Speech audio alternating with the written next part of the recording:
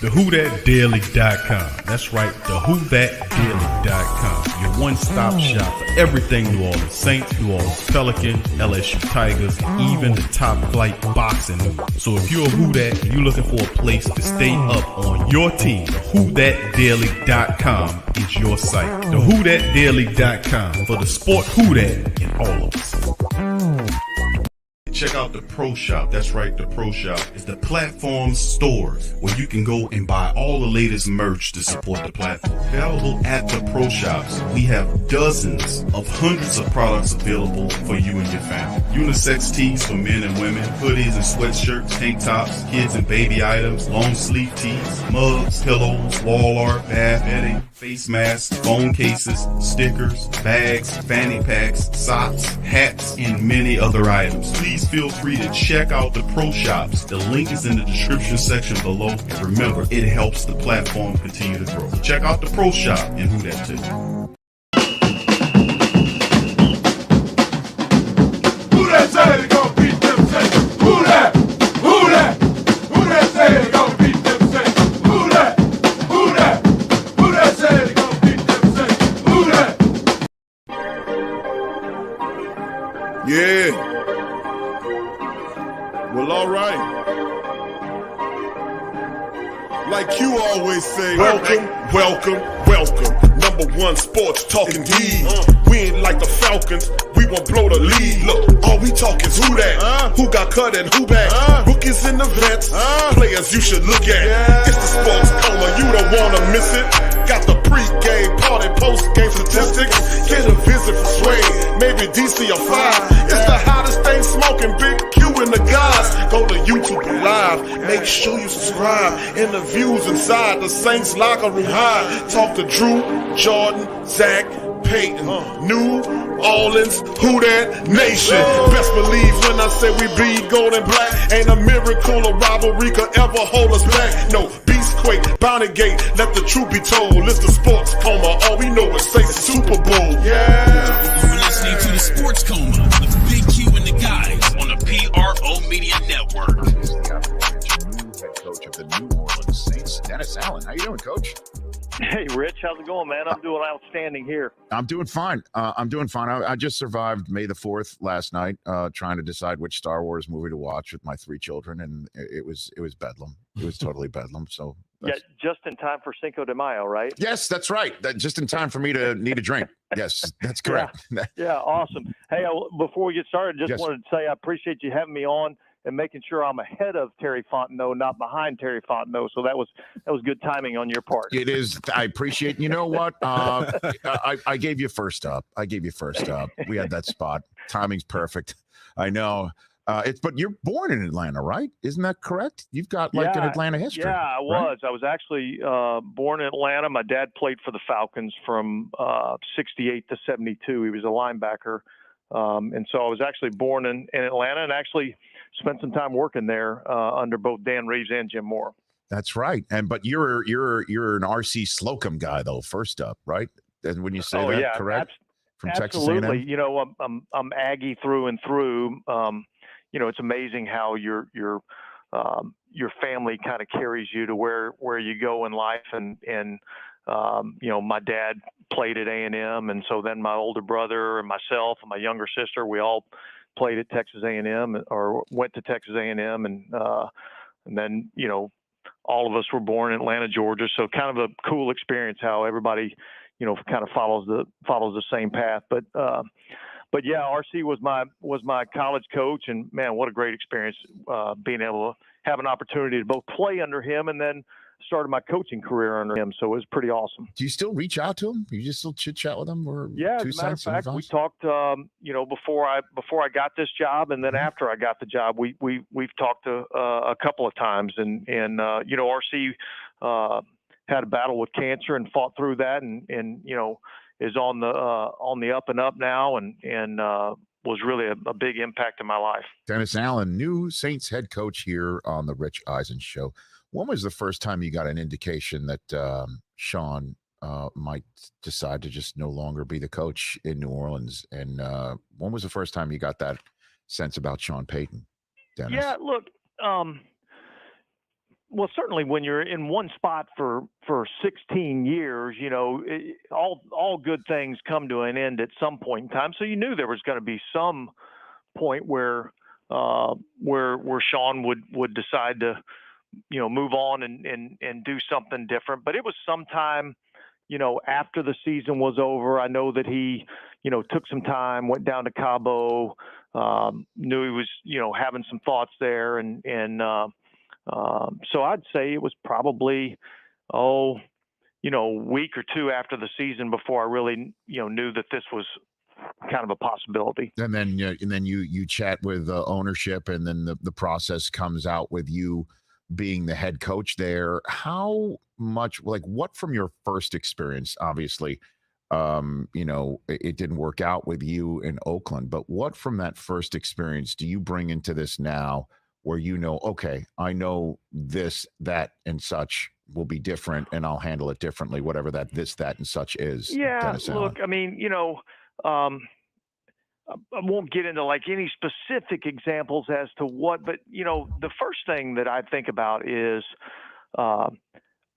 I've just been through a lot more than when I took over in Oakland. I've seen a lot more. I've experienced a lot more. I just kind of know how to manage a team better. When I went to Oakland, I was a defensive coordinator for 1 year in Denver. And I went to Oakland in a situation where I was a first-year head coach, and Reggie was a first-year general manager, and Mark had just taken over for his father as the owner of the team. And so there was a lot of firsts that were going on at that time, and now I experienced that for 2.25 years there in Oakland, and now I come back to New Orleans, and I get a chance to sit back in New Orleans and be the defensive coordinator and watch Sean Payton work and watch how Mickey Loomis handles his business as the general manager. And I see the communication between the personnel department and the coaching staff that takes place. And so I've just seen how it really works. And so I think I'm better prepared for that. And I know this, I've got more confidence in myself, and I know that, I've got to do it my way. And that's the only way that you have a chance to have success and make it work. Obviously, you're elevated in an established program that you helped establish on one side of the ball. How will things look different or similarly to the Sean Payton era? I mean, it's been a while since Saints fans have had to get used to something new. How familiar might the new look like, Dennis Allen? Well, look, I think one of the first things that I wanted to do when I got the job is I wanted to keep the continuity within the organization, within the staff. And so I was able to keep Pete Carmichael on as the offensive coordinator. I promoted Ryan Nielsen and Chris Richard as co-defensive coordinators. Was able to keep Darren Rizzi here as the assistant head coach and special teams coordinator. So a lot of the systems and a lot of the schemes are going to stay the same. A lot of the ways that we do things are going to stay the same. I'll just kind of put my own spin and my own flavor to it. But look, a lot of times you get into these situations and you become a head coach and you're going into some of these programs that are maybe a little bit down and out at the time. I feel like I'm very fortunate in that I'm taking over a job that it wasn't broken. There's a lot of really good things that have been done here over the last 16 years, and a great culture has been built. And I'm just trying to really kind of keep that going and put my own little tweaks on it as we go along. Right. And then this team had a chance to make the playoffs last year if results in week 18, which I still have to get used to saying, had worked out. Dennis Allen here on the Rich Eisen show. How is Jameis doing? How does he look? We saw some video of him having somebody try to slap the ball out of his hands while trying to. His footwork looked terrific. What do you think? Yeah, look, I think he's doing well in the rehab process. One of the things about Jameis is probably one of the hardest workers that I've been around. he's just got a tireless work ethic, and he loves football, and that's his life. Like, he does everything is all about ball to him. And so he's working his tail off and really doing a really good job in the rehab. And I like where he's at. And so is he your week 1 starter? Do you think he's going to be healthy enough to start week 1, Dennis? Well, certainly that's certainly the plan.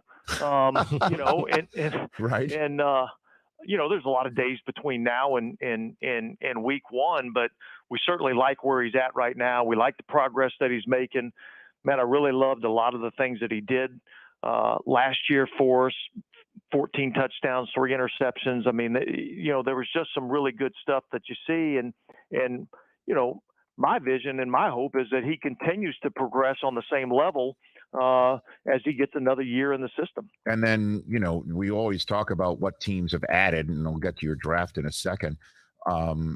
Very rarely can you add somebody of the caliber of Michael Thomas, but it looks like that is technically what we keep talking about, everything going on with your team. But forget that can't guard Mike is coming back, right? So it's possible we see Winston to Thomas in week 1 of the Saints season. Yeah, that Coach? would be our hope. We feel good about what Mike's done in the rehab process. There's still a few hurdles that we gotta climb with any of our guys that had any injuries that they're trying to get back from. But I kind of look at it in terms of we drafted Chris Olave in the first round, but I almost look at it as getting Mike back. It's almost like we had 2 first-round draft choices at wide receiver, so I feel really good about that. You must have been really happy about you guys trading up for Olave in the same way that I guess McLaurin was upset that the Washington traded down and let you go get Olave. I'm sure, so. Yeah. Look, it was certainly, we felt like we needed to add some playmakers to our offense. We felt like that was an area that we could improve our football team. And we're really all about just what do we got to do to win games here.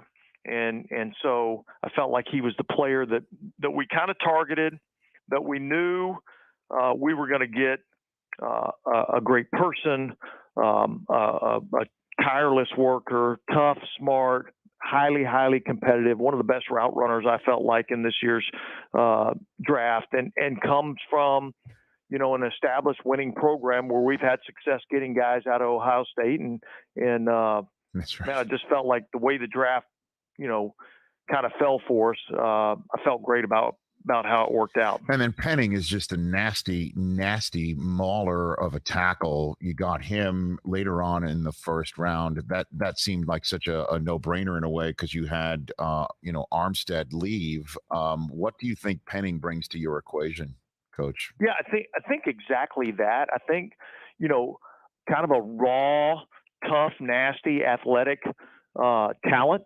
And there's certainly, some development that we've got to do with the player, but really like the potential of this player a lot. Obviously, losing Tyrann Armstead was a big loss for us, and so trying to find somebody that could potentially be that replacement was something that we were looking at. I think my defensive mentality came out just a little bit in that pick, and that it's kind of that tough, nasty type of player. Yeah, he is exactly that. And the next question I'm going to ask you, and I understand you like these guys, you drafted them for a reason, right? But the conversation about your picks coming out of the draft is who you did not spend them on. Did you consider taking a quarterback at any point in time in the first round, Coach? Well, look, I would say that we did our due diligence on all of the quarterbacks. And there was a spot in the draft where we felt like we would feel comfortable with all of those guys. And so, it's funny how, you kind of have quarterback was not the position that we said, man, we're targeting and we got to go find a way to go get this position. But yet we did our due diligence. And if that's the way that the draft had worked out, then we'd have considered that. And that's again, that because it's tough for me to even figure out. And I sat there for all 262 picks, the exact picks you had going into the draft because of the maneuvers that you and Mickey Loomis made all over the draft board. But the idea was, okay, you're trading into the first round for somebody or to package up to go up top. Did you attempt to do that? Attempt to go top 10, top 5 to go get somebody at some point? Well, look, I think we explored what options were there. Mm-hmm. But I think that we felt comfortable with. We felt like there was going to be a run on these receivers, and that was an area that we wanted to try to address. We felt like there was going to be a run on them kind of in that 8, 9, 10, 11 type of area. And so I think that was kind of the position that we were kind of looking to see if we needed to get into that area to be able to get one of these receivers. And as we started seeing them come off the board a little bit, we felt like at 11 with Washington, the value was there for what we were going to be able to go and get. Okay, and then last one for you is, we keep talking certainly on NFL Network that the off season, or non-playing season as we call it, is just one big puzzle piece, right? Where there's free agency, there's draft, and then there's free agency after the draft. And the perfect example of that last part is the Saints going to get Tyrann Mathieu and bring him back home to New Orleans. What will he bring to your equation, in your estimation, Coach Dennis Allen? Yeah, I think he brings an emotion and energy, a leadership aspect to our football team, and he's been one of the best playmakers in the NFL, over the last 7, 8, 9 years, and so we felt like he was a perfect fit for what we needed and what we like to do. Gives him a chance to come back home. There's an excitement that comes along with that, with bringing him back here, and we're just really excited about having him, and think he's going to bring a lot to our team in terms of just playmaking ability, leadership, and just energy. That's Dennis Allen, y'all, chiming in on the Rich Eisen show. Was only going to play a couple of minutes of it, but that's pretty insightful stuff. It answered a lot of questions what the family members was thinking about what the thought process during the draft was, man. And a lot of questions were answered within that snippet of the interview. So much love to the fam. I appreciate each and every last one of y'all for joining the stream. And like we've been saying for some time now, welcome, welcome, welcome. You're now rocking with the Sports Coma with Big Q and the guys, where we have intense, entertaining, educating, and enlightening sport talk from your favorite sports family. You know who it is. I'm Big Q, and we got a lot of the family in the building. We got Hoodie in the building, and we got the NOLA bros in the building. They representing it back in the building. We about to do it again. So first and foremost, y'all hit the like button, hit the subscribe button, and also feel free to share the show's link on your social media feed. And before we get going, let me get a shout out to Hoodie's parents, man, moms and dad. How y'all doing? Dude. Big Mama Jube and Big Daddy Jube. Happy 34th year anniversary. Happy Who Dat anniversary. Let's give them some love, family, in the chat. Y'all know we like to celebrate with people like that. We got some longevity and love going on. Let's celebrate with his parents, man. Yep, it's a lot. Keeping it real, baby.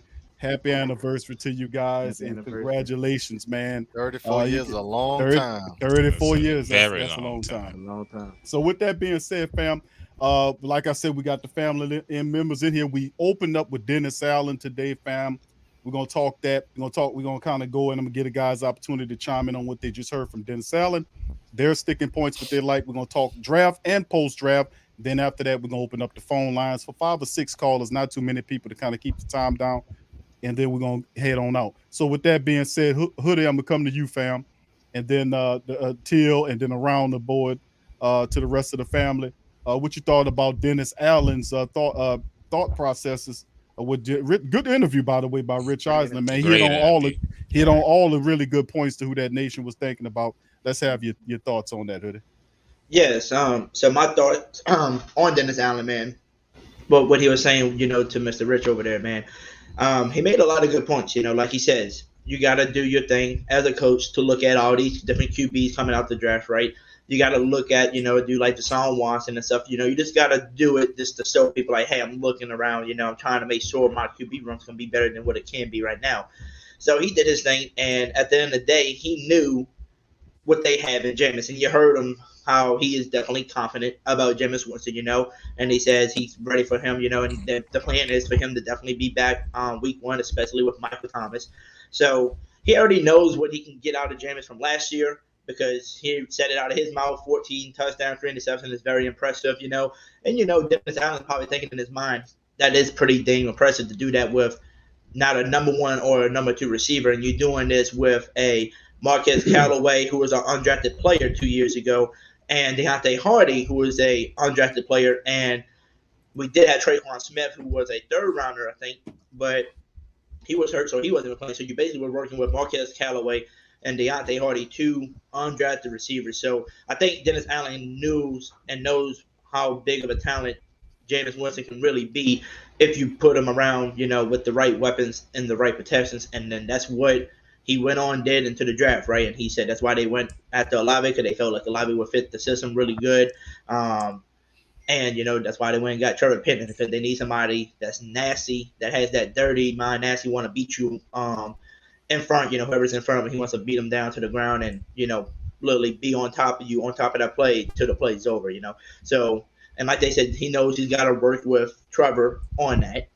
But like I said, I think with Doug Marrone coming in, that was a great signing to bring in, because every time we had Doug Marrone here as our offensive line coach, we always had a top 5 offensive line. So I feel like he can easily coach up Trevor, get him ready. Maybe he can help out Cesar Ruiz and coach him up. So, I mean, I love what Dennis Allen had to say about everything, and I'm glad that he believes and sees that Jameis can be that guy, because he said he thinks he can get even better than what he was last year, and that's a good thing to hear from a coach. It's like we all said, if he comes out, does the same thing he did last year, and produces even more, we already know this dude can guarantee get him a future contract with us because he's that good of a quarterback. But we all worried about the ACL injury, and I think that's what everybody's going to say. They just worried about that ACL. So as long as he comes back and he's good, and he left off where he left off last year, yeah, we're going to be fine, y'all. All right. Thank you, Hoodie. Appreciate you, bro. Coming around to you, Brother Teal, what you think about Dennis? What part of the game you like when he was spitting, bro? Oh, man, I want to say, man, first of all, get a shout-out to Big Q, man, for having us on here again, man. It's always a pleasure and an honor. Shout out to the chat, man, everybody that's rocking with us. Man, I'm going to say this, man. This interview is great, but just everything that Dennis Allen has been doing so far, I've been very impressed with. You know what I'm saying? Dennis Allen really, really, really doing everything that the Who Dat Nation been wanting for years. And it feel like they listening. I don't know what it is, man. I feel like, I don't know. I want to get into that, but I just feel like, man, from the draft, us going up and getting our guy, from getting the offensive needs into Trevor Penning, and then even with, signing, but we didn't get to that. But just everything Dennis Allen been doing so far, man, I've been very impressed with him, man. This interview showed exactly, man, he was so confident in Jameis Winston, and they really believed him. And also the draft proved that also, not going after a quarterback. But it just showed how confident he was in Jameis Winston, and he saw what we saw. And it just to hear what he was saying about bringing up the stats, 14 touchdowns, 3 interceptions, that just showed, man, and room for growth. I just think, man, this the unbelievable confidence they have in Jameis Winston, man. I just love that everybody, we on the same page, man, and just getting the pieces that we need, man. But Dennis Allen been great, man. Everything that he's been talking about, he's been doing so far, man. I've been loving everything, man. So I'm very impressed with Dennis Allen. I must say that. Very impressed with him, man. Loved everything he said, man. I'm just very impressed with him so far. All right, coming around to you, BREAUX. Like I'm gonna pick it back off Till for a second, because when for example, when we signed Tyrann, I called, me and Till hopped on the phone. I said, does Dennis Allen get it? He gets it, right? Like, we are, Who Dat Nation gotta be excited about the moves and the aggressiveness Dennis Allen is showing. Like he said in the interview, he got that defensive mind frame, so he wants nasty, aggressive players. He wants leaders. He wants people who wants to compete. I'm loving what I'm seeing from Dennis Allen, because when Sean first retired, of course, you got that initial shock, that initial panic, like, what we gonna do now? Then they signed Dennis, and which we all knew and kind of felt like they was going to go in-house. We just didn't know who, whether it be Dennis or Ryan Nelson and so forth. But they went with Dennis, and as the weeks went on and the months went on, man, I kind of settled down with Dennis. I'm behind Dennis. I like the signing. You know, other people might still be so, but I like it. He got playmakers at the receiver. Think about it. The draft went kind of different and kind of the same from recent years because they drafted the two people most people mocked us to draft, and then in the second round they get Alante Taylor, and he was somewhat of an unknown, somewhat of a curveball, but that guy has some talent too. So, hey man, I like what Dennis is doing. All right, L, what's happening, baby? What you think? Oh, I'm blank. For me, I love it. I love everything Dennis Allen is saying. I love how he's coming to each interview. I'm really enjoying getting to know Dennis Allen. Like for 16 years, 15 to 16 years, 16. we had a chance to get to know Sean Payton because he always at the forefront. He always doing the interviews. Now I'm actually enjoying getting to know Dennis Allen because we get to see how he think of the team, man. What type of players he think is going to be best for us, because you got to think he's a defensive coordinator. So when it comes to finding athletes on the offensive side, he probably thinking of some of the type of athletes that he had to coach against that was giving him headaches in the meeting rooms and in the film rooms. So I like the type of athletes he's bringing in, and I like the type of players he's bringing in, and I'm just enjoying this ride that we having from Dennis Allen right now so far. Everything is so good and so positive, and I'm loving the draft picks. I love the way everything he's saying, like I said, and the free agent pickup. So I'm all aboard with everything y'all saying. So. All right, man. Yeah, he touched on some great points in that interview, man. A lot of stuff that Who Dat Nation was talking about with the quarterback situation, looking at the QB situation. A lot of great points on that. And let's talk draft, man, because it's the perfect segue to head right into the draft situation, how the Saints handled the draft. A very solid draft. The Saints did get starters, especially in the first two picks, with Chris Olave, and then of course Penning, who will start for the squad. So, I mean, what do you guys – let's start with you, Hoodie. We'll work around the same rotation. Hoodie, let's talk about the draft. Thoughts on the draft, bro? Yes, sir. So, with the draft, man, if I had to give them, an overall grade for the draft, I gave them a solid A for the draft because we went and got the need that we needed. We've got the receiver and Chris Olave. Yes, we give up, the third, fourth round, just to move up a little bit to get him. But Chris Olave, I think, was probably one of the best, if not the best, route runner coming out the draft. And a lot of people, I think, totally agrees that he is one of the best, receivers coming out just because he was the most complete receiver, ready for the NFL, can get off the press easy, like they said, he can run any of the routes on the route tree. So that's a good pick. And I think that's really going to help us, especially him coming from Ohio State and having a little chemistry and talks a lot with Michael Thomas. So that's going to be a fun duo to watch on the field. Give Jameis Winston another weapon. And then we moved on to pick number 19 and got Trevor Penning. Like I said, that dude is a nasty tackle. Like, he wants to beat you to the ground every time. He every time on every down, he wants to put you into the ground, and you gotta love that nastiness. And yes, that might cause us to get a few penalties, but guess what? Doug Marrone is here. He's gonna make sure he doesn't get penalized. He's gonna teach this man how to play. Because trust me, if you're not gonna listen and not gonna perform, you're not gonna be seeing the field as much as you think you will. Because Doug Marrone ain't gonna allow that. So that's what I'm saying. That Doug Marrone can't coach up Cesar Ruiz. Cesar Ruiz might be on the hot seat, being about to get kicked out of here. And then you go to the second round, man. See, the second round where they got me, if you go back and rewatch my draft night with everybody, I said, what the hell? Who the hell is this? We always got to get one no-name player. But then after the draft, I looked into him, and I looked at some of his highlight videos, and I can see why the Saints went with him, I think in my eyes, we already knew we was going to get Tyrann Mathieu. Yes, they were probably looking to get Brisker, who got taken right before them. But if you look at it, though, and you look at, Alante Taylor to see what type of player he is, he can play safety, he can play corner, you name it, he can play it all. And I think that's what he likes in him, because he can switch in the corner, he can switch in the safety if you need him to. He's got that dog mentality. If you look at him, like on a lot of plays, he stops people, he's always like getting in their face, kind of like a city douche, So he's gonna hype up that defense and fit just right in. So I think that's why they went and got him. And just to move on to the 5th round, because that's where we pick our next player, was in the 5th round. Man, DeMarco Jackson, man, I'm telling y'all better watch out. I think he was the steal of the draft. Him being there at round 5, and I looked him up and I was watching him. This dude has almost the same height and weight comparisons. And I remember last year when I told y'all Payton reminds me of a Luke Kuechly, right? And he's been showing everybody that he can be that Luke Kuechly if he keeps, getting better and better at what he's doing. Well, DeMarco Jackson has the same weight, same height, same everything almost comparison to the Kawhi, man. And Kawhi has not re-signed with us yet, but I think Kawhi will be back, to be honest with y'all, by August, because we didn't sign him last year to August.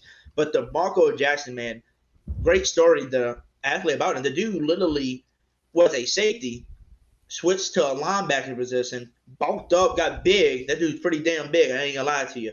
Was huge. And he's quick because he used to play safety. And he just bulked up. So he can cover. He can stop the run. He can stop the run. He's smart on the field, like Pete Warner, very smart dude, knows where the ball's going to be. So those are the type of players you need. I think a lot of people pass it up on him, and him falling to the Saints in the 5th round is crazy.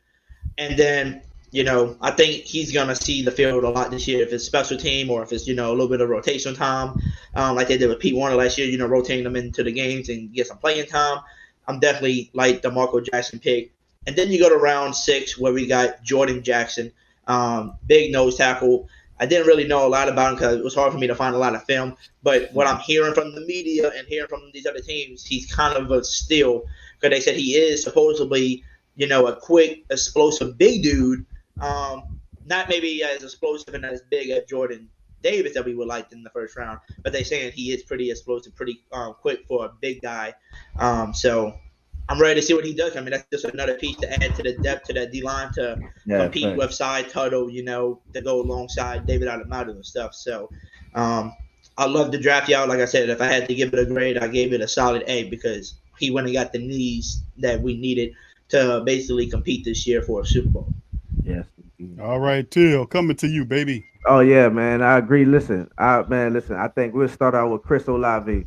Man, overall, most polished receiver coming out the draft. I like the Garrett Wilson, but if you look at Chris Olave, man, overall, most polished receiver coming out the draft. Not only on man, but he's a zone killer too. He's a very IQ route runner.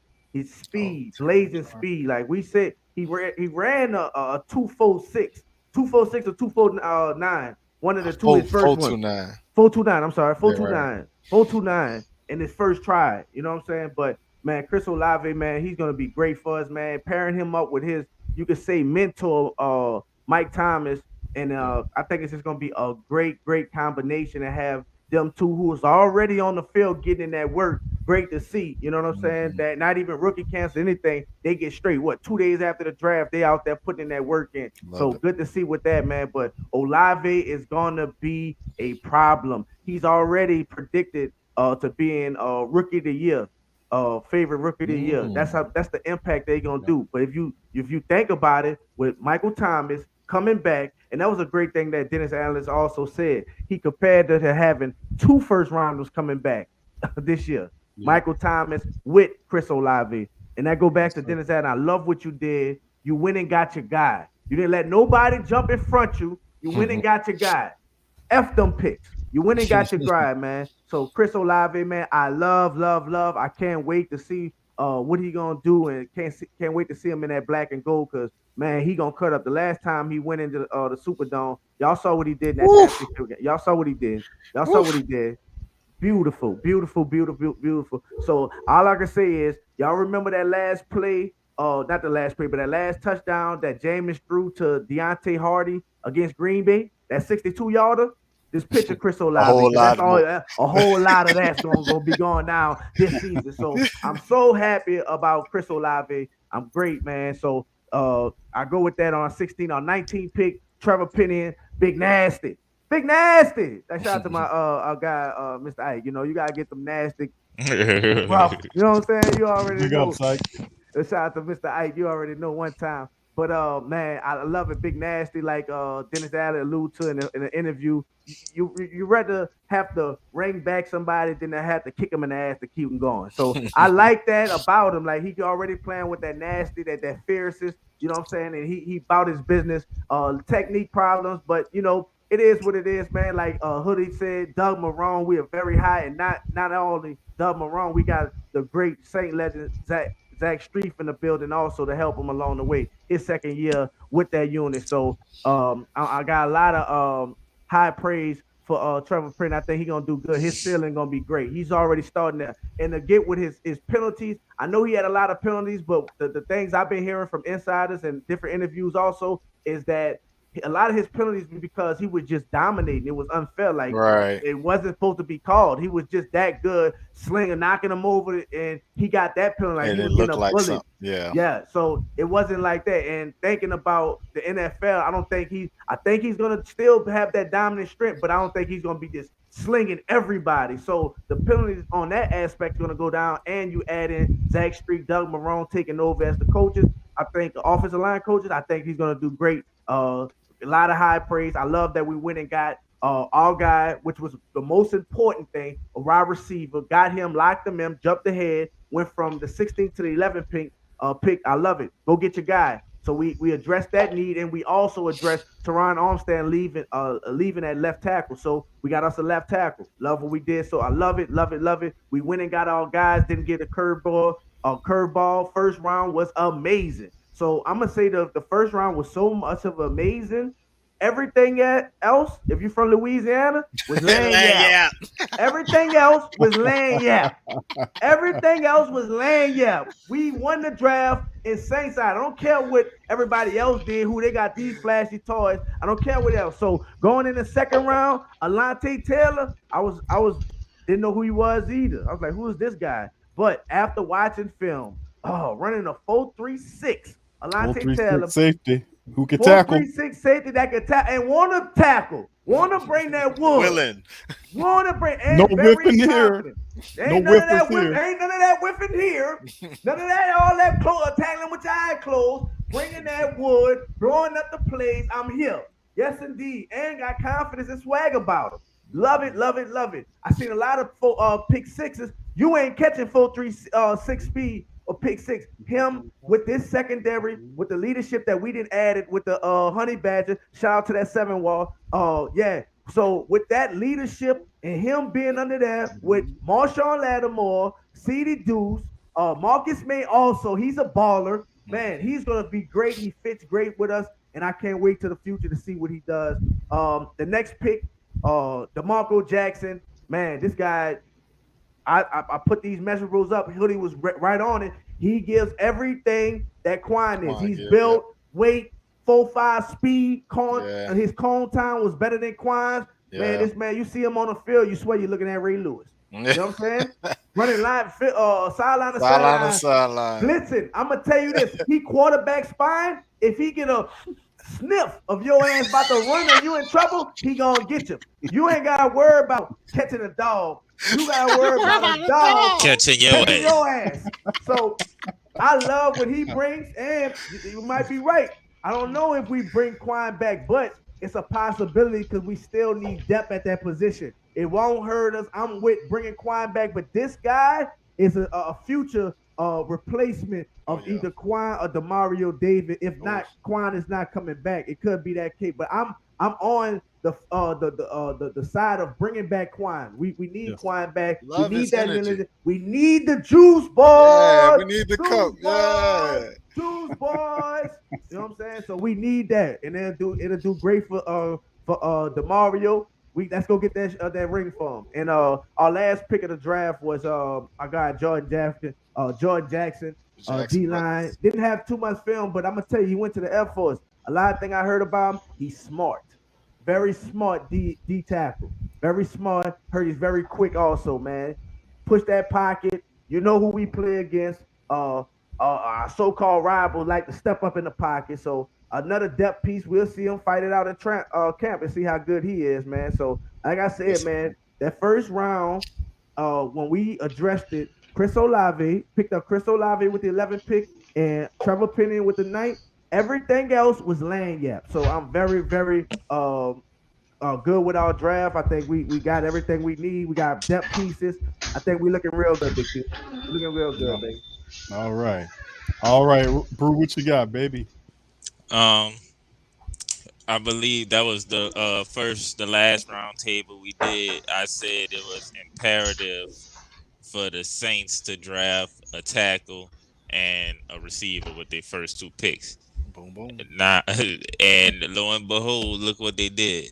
It's like they was listening. They, like Till says, like they was listening to all us. Man, we got Chris Olave. We had to go up to get him. And when I was watching the draft and Atlanta took Drake London, I said, okay, they about to start rolling with the receivers now. And sure enough, so I started getting nervous.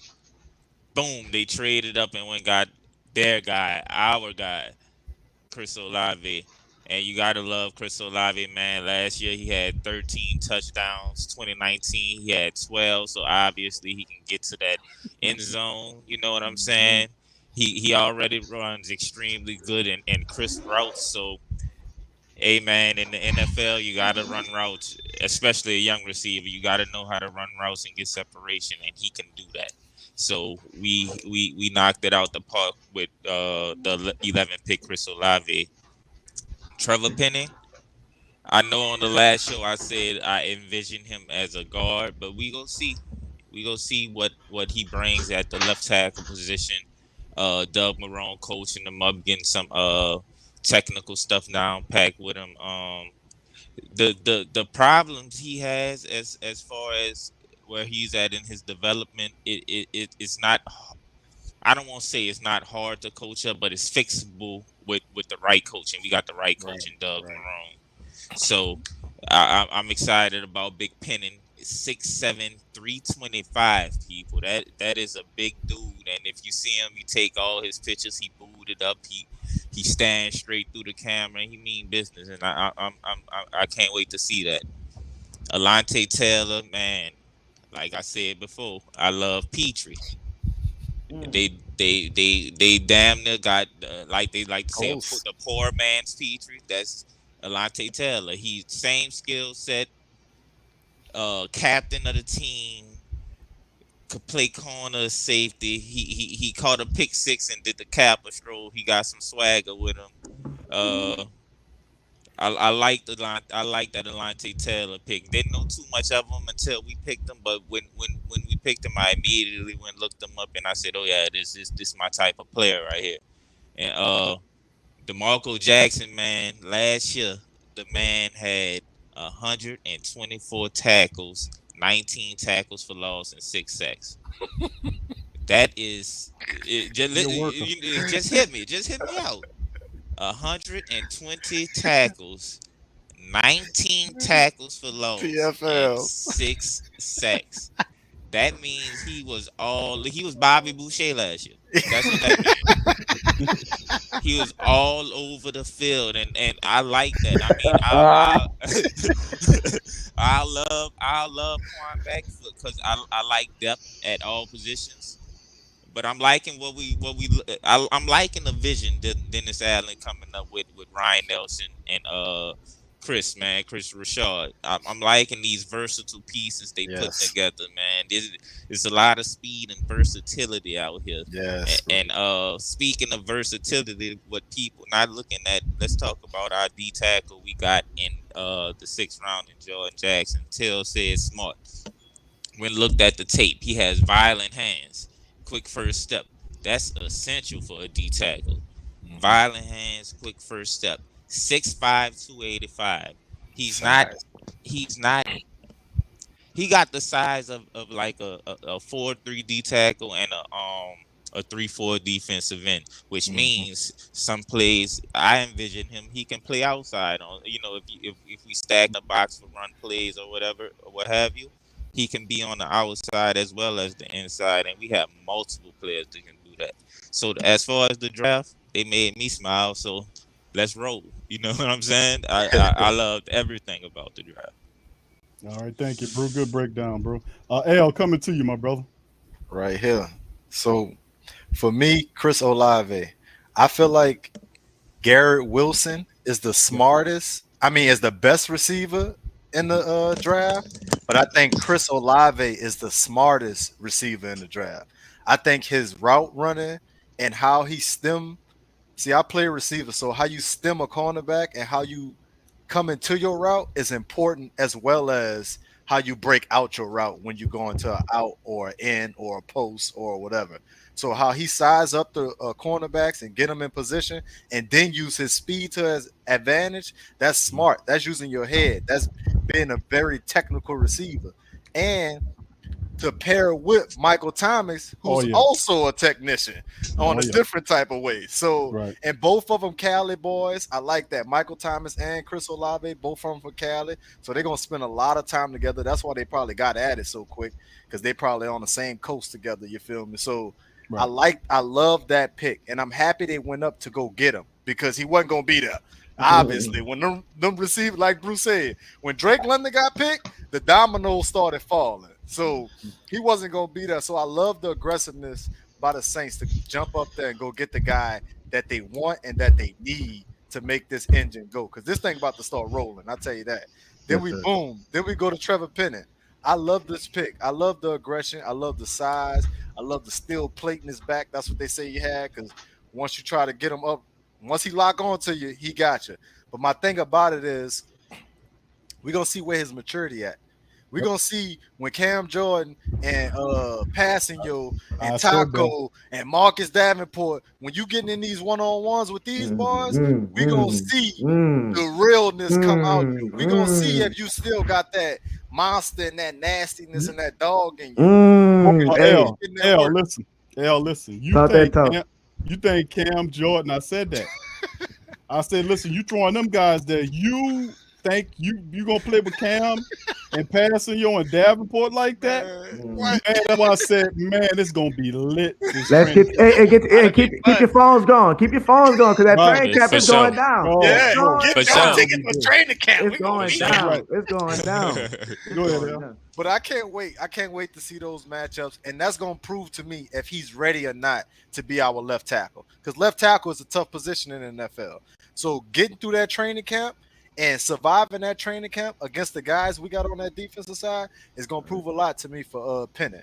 And it's gonna help a lot, L. It's gonna help a lot, and it's gonna turn him to a different type of player. It helped Ramczyk. We see what Ramczyk is now, and he got drafted around. Well, you got drafted before Ramczyk. Actually, Ramczyk was at the end of the first round. You was right in the middle somewhere. So I ain't sharp enough. Right. So, and you get Ramczyk to help you out. Both of y'all Midwest boys. You from Iowa, he from Wisconsin. Y'all right next door to each other. So hopefully y'all get that bond going. You know, hopefully Penning just grow with us, because you know he's the type of player that we need. Like, if we can get him and solidify our left and right tackle for years. Oh man, we cooking with grease, y'all. We cooking with grease. We got bookends there. We set. And then I'll go to the second round pick, Alontae Taylor. To me, when I saw this pick, the first thing I thought was, oh snap, they preparing for CD to leave. Like, if CD get a big check, like say we can't afford CD Deuce, like if he end up leaving, I think this who might be replacing him in that spot. This dude got the same type of tenacity as CD. He a little faster than CD. He got some size on him. He play the corner. He could play the safety. He's very versatile, like Brew was saying. When it comes to these next three picks that I'm about to talk about, Dennis Allen went versatility, speed, and toughness. That's what he went with. And all three of these next players have versatility, speed, and toughness. If you turn on the tape, you're going to see raw athleticism from Alontae Taylor. Dude is just freakish. Like how we thought Adebo was, like dude just a freak athlete. He need a lot of coaching when it comes to disciplining his eyes and his feet and getting that done, but he's honest with himself. I watched a little interview with him, and he was talking about, like, that's one of the things he's focused on, and that's one of the things he need to work on. He know what he's weak at. He's a willing learner. That's what everybody talk about when they talk about Alontae Taylor.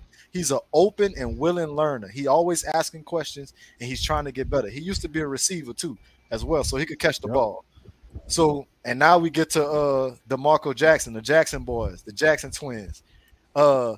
This dude is nice.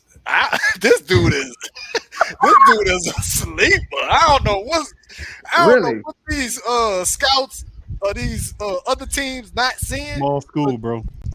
Man. Appalachian State. Yep. But Appalachian State be beating D1 teams and stuff I like know. the top team. So Right. I don't know why they didn't keep an eye on him. I think he's a freak type athlete. He got the size, he got the speed, and I'm just ready to see if he can play on this level. And we're gonna see a lot of him in preseason. I think this is one of those guys. He's gonna be like equivalent to Herb Jones. He gonna jump off the screen on us. Like when we was watching Herb Jones in the summer league, he jumped off the screen. We was like, hold up, who is this second round pick that we got? Right. I think that's what DeMarco Jackson gonna do. He gonna jump off the screen in the preseason on us. 4.55. Yeah, man. He's something else. I think he's gonna be a nice little linebacker and have a long career too. And then we got the other Jackson. Sure. What I see on him is discipline. Like you said, he in the Air Force. Discipline.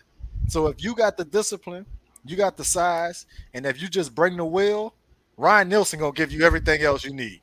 Ryan Nielsen gonna coach you through everything else you need to be successful. They did it with Big O.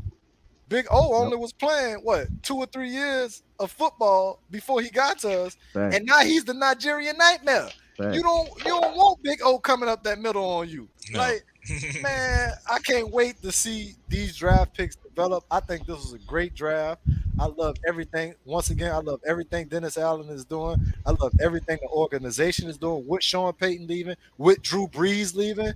We still in good shape, man. And I think we still on the road. We still trending in the right direction. Trying to chase another Super Bowl. All right. Thank you. I appreciate it, bro. Much love to the fam. Thank Hoodie for the super chat. Hoodie, super chat. He on the show. I love it. That's the first. That's the first. That's the first thing you do is it. That's what I'm talking about. What a guy. Hey, you want to read Hoodie? Yeah, man, I'll read it. Come on, Who Dat Nation. Come on, Who Dat Nation, man. Let's get these super chats started and ready to roll, baby. Yeah. Always a blessing to be on the show with Big Q and the NOLA bros. Come on. Yes, much love. Thank you. Appreciate you, bro. All right, man. Listen, man, that's great. Great commentary, man. Beautiful, man. With with great content, great breakdowns. Let's move on to the next stage of it, fam, because and it was a solid draft. I like a really needed draft. Like you had Dennis Allen, all of the questions surround us, and a lot of people that's not in the Who Dat Nation don't understand, fam, that and even Rich Eisen kind of meticulously walked that thing through. Coach Payton here for years, a mainstay, leaves. Kamara situation.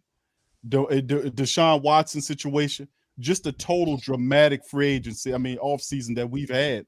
And then the Saints questions abound of who's going to be this.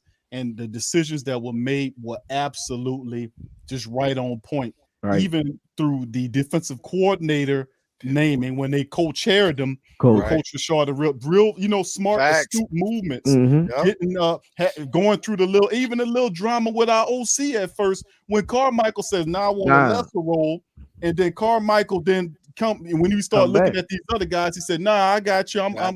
We had that all kind of stuff, but it all came together. Dennis Allen kept his head together, had a solid draft, addressed the needs, didn't reach, got what he was supposed to. So I got to give him credit, and people got to give Dennis Allen credit for that, man. He's been really spot on, Mickey Loomis and the rest of them, and putting this team together. And I'm gonna say this right now, Sean Payton, you made a damn mistake. You made a big mistake. Ain't nowhere else you gonna go where you gonna be able to beat these Saints in a little bit. And because of you leaving and us getting picks on your back, those picks we gonna get, boy, you done fortified us for the next several seasons. So that's why I said you done made a big ass mistake, Sean Payton. Don't be mad if he go to another team. Be happy because we get them picks, and our team and our culture is still here. And like you said with Dennis Allen, he had to go to Pete Carmichael and have that personal conversation and tell him, "Hey, we want to bring this culture and this offense. We want to keep it the same because we need you. Who better than you? You've been in the books for 16 years. You've been in the lab with him. This is your legacy. You're gonna be the guy that step out of the shadow and make a name for yourself. Now is the time. Don't run from that moment. Embrace it. Embrace the challenge. And he stepped back. He said, "You know what? You're right." And he's leading it. But let me tell you, man, with Jameis Winston and everybody moving forward, we on par. So let me move to the next stage of it, fam. Let's talk about, we're going to save the honey badger for last. Let's talk about the undrafted guys. Because I know you guys like the undrafted guys. We went over the draft. Give me your favorite undrafted guy who you think will make an impact. Hoodie, let me start with you, and then we'll go to Till and work back around the room. Whew. I mean, okay.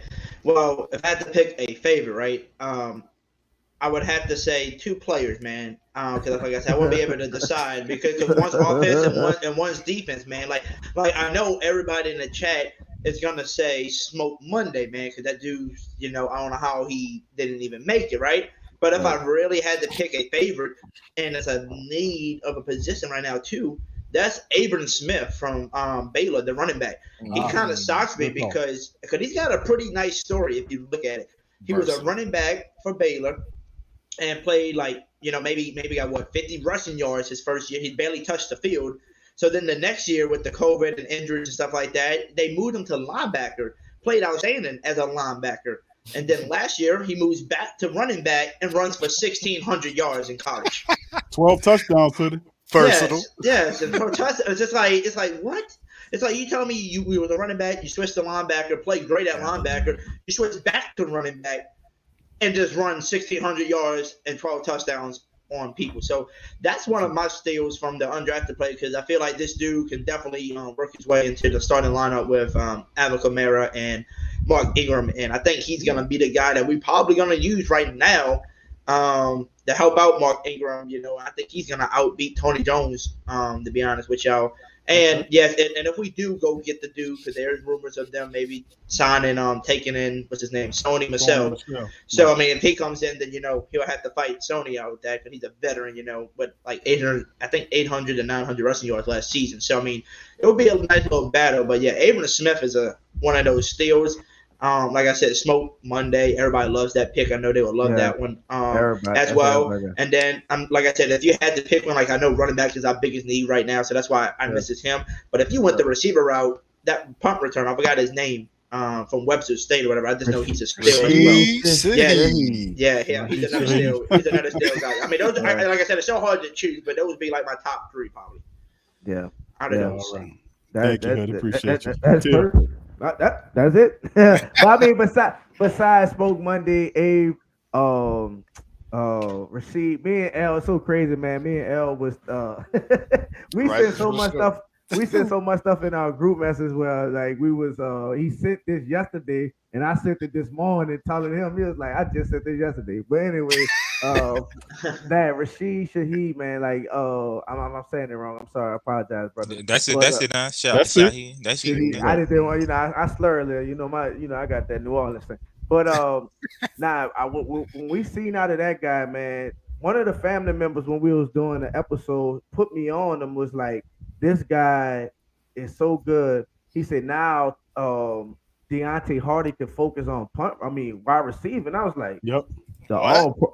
Right. I'm like, the all pro? You talking about the Pro Bowler Deontay Hardy? Like, that guy who winning every time so when I put on the tape, I was just very impressed with this guy. Like, this dude is special. Like, this dude got some speed on him and his ability and IQ. Like, he's really a return man. Like, the comment made sense then, huh? Yeah, it definitely did. I was like, whoa, like now this guy just might take it. But me and El was talking about going throwback and putting one on each side, kicking the east side. Who you gonna, what I'm saying? Where you gonna kick it? Out of bounds? Yeah, you gotta take the 40 out of 40 because this bit might get ran back. But I like him. I also like besides Smoke Monday because I just gotta shout out Smoke Monday, brother from ATL.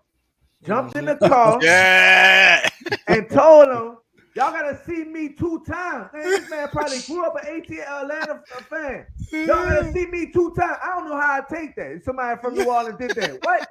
Oh, you out your disrespectful? Anyway, he told you gotta see me 2 times. So shout out to Smoke Monday for that. I like him anyway. And we seen the amount they signed him and Avery Smith. So that gotta be your guys right there. You see money talks right there. You saw what we signed them boys to. So I know that's our guy, and also the tight end from Pittsburgh, Lucas Carroll. That's what I was. That's 6'6", red zone. You You know what I'm saying? I could tell you, I mean, how many of y'all this guy got? Cause it's my guy. I liked him. I looked at him. I said he ain't bad at all. 38 reception, 451 with 6 touchdowns. So this guy's a red zone threat we could use. I like his energy. Anybody that wears a horse collar in 2022, I want him. I want him on the team. I like what they bringing, and at the tight end position. A lot of times, man, he was Kenny Pickett's little like security blanket, man. He was the second option, man. So 6'6", nice, man. Got some nice speed on him, man. I think he run a 4.5 also, man. So I like this NFL guy. quarterback getting him the ball because Kenny Pickett. I like this guy. I also the sleeper also Jim in 1 second. A guy from Nickel State, DeJounte, receiver. I seen some from New Orleans, from Edna Carr. So I'm rooting for brother, man. Went from Nickel State, so we're gonna keep him, man. He gonna be my Jim to make this team, man. So go ahead. That's our guy. That's my guys, man. Hoodie and took my first two, so I'm playing. All right, thank you, Till. Appreciate you, brother. Brew, you up next, cuz. So yeah, they everybody pretty much touched on what I would say, but I'm just gonna elaborate on each player. So Smoke Monday, of course, he got the hype because of how excited and ecstatic he was when we picked him up. And I went and looked at the tape. Nice instinctive safety. He had a couple pick sixes. They loved him at Auburn. You got smoked is what they used to say when he made a play. I like that. Smoke Monday. Got a great football name, by the way. Imagine that catching an interception and they have to say Smoke Monday with the, you know what I'm saying? That's a great football name.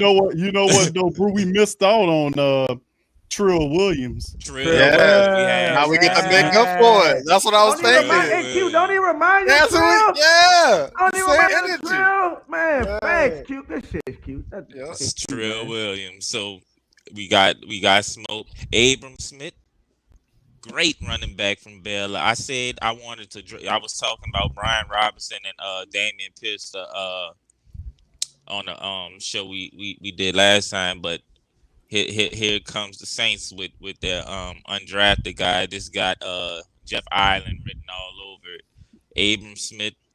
He runs a little high for me, but I think they can coach him up to get that pad level down a little more, and he you know. Don't get me started, bro. And he able to fight for a few extra yards. You know, Mark over there. That's something Mark had to learn when he first got with us. You know, how to attack the hole when you see it instead of you know pity patting with it. So I like Abram Smith. Lift his damn feet. Lift your feet. Go hit it. If you see it, hit it. You know.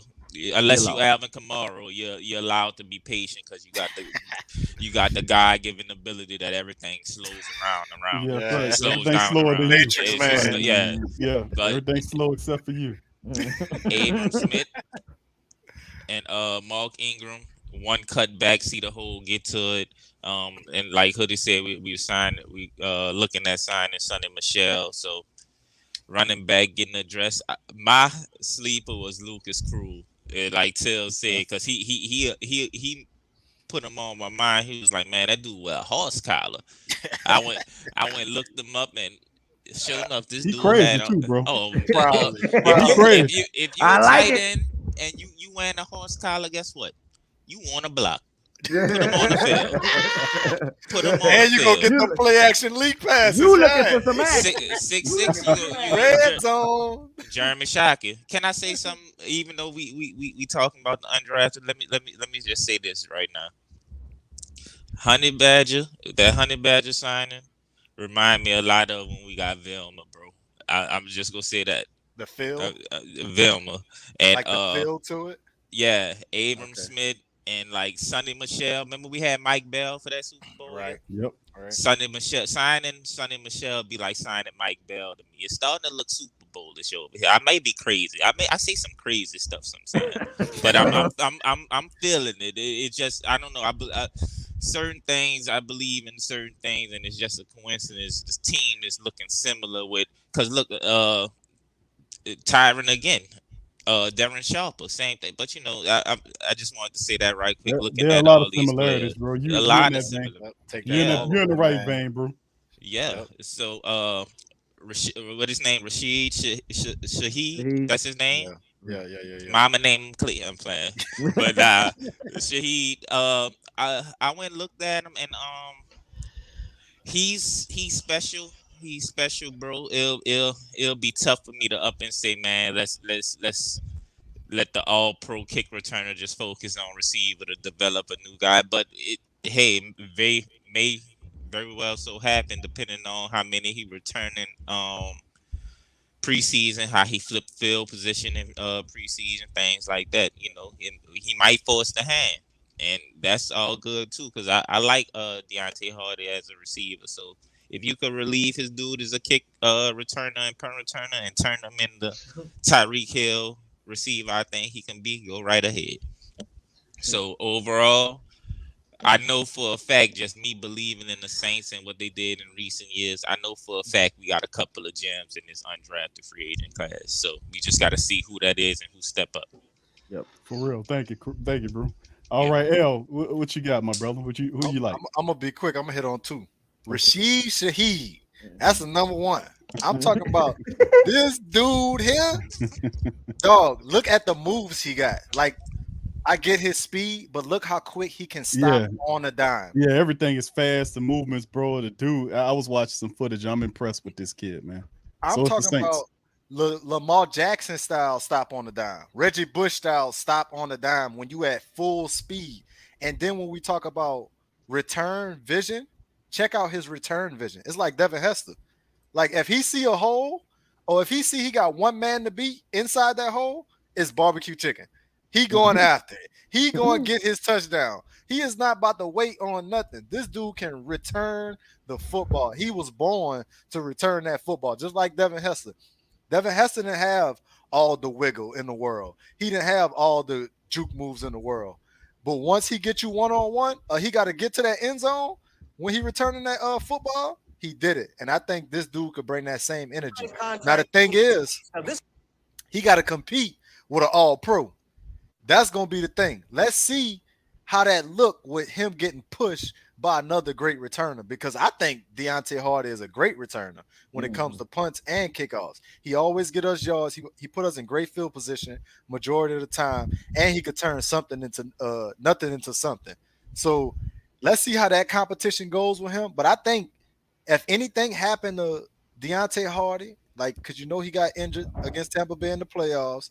He missed a couple games because his neck before, and he had the suspension last year. If anytime he go out, I think we got a solid backup that can fill a hole and possibly do better once he get a chance. And then the next player I'm going to is Abrams.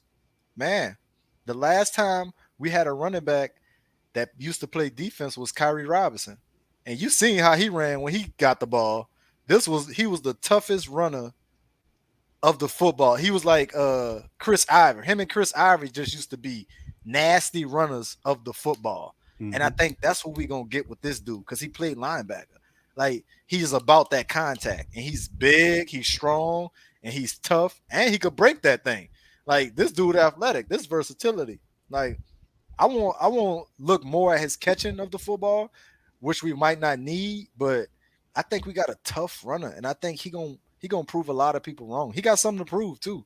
He ran for 1,600 yards and didn't get drafted, so he gonna feel some type of way for sure.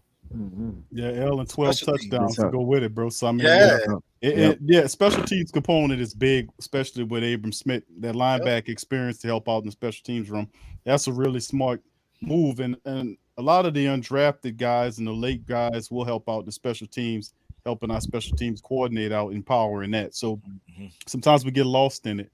The fact that our defense is going to be lights out. Offense it has to step it up, but I think we have the pieces to make it really interesting in special teams. Man, it's a big part. With Will Lutz healthy again, Blake Gillikin punting you into the moon. And then you got all the kick returners we talking about with brother Rashid, and then you talk about Deontay Harris Hardy. So the Saints, man, they touching on everything. And Let's don't move. forget Alante Taylor on that special teams might be Yeah, on he a that gunner. family. True, He too. might Gunner. be that That's right. 4-3 speed like that. I he just a want to throw gunner. that out there. My bad, Yeah, Big Q. That's no, it. that's Smoke good. Monday too. Good commentary. And That's Till, right. Smoke too. you Yeah. bring up that, I Thank you, think Phil. he could beat a gunner. Like, remember Tyrann used to beat a gunner on LSU, and he used to go Mhm. strip that ball. Yeah, I think yeah. that's what he could bring.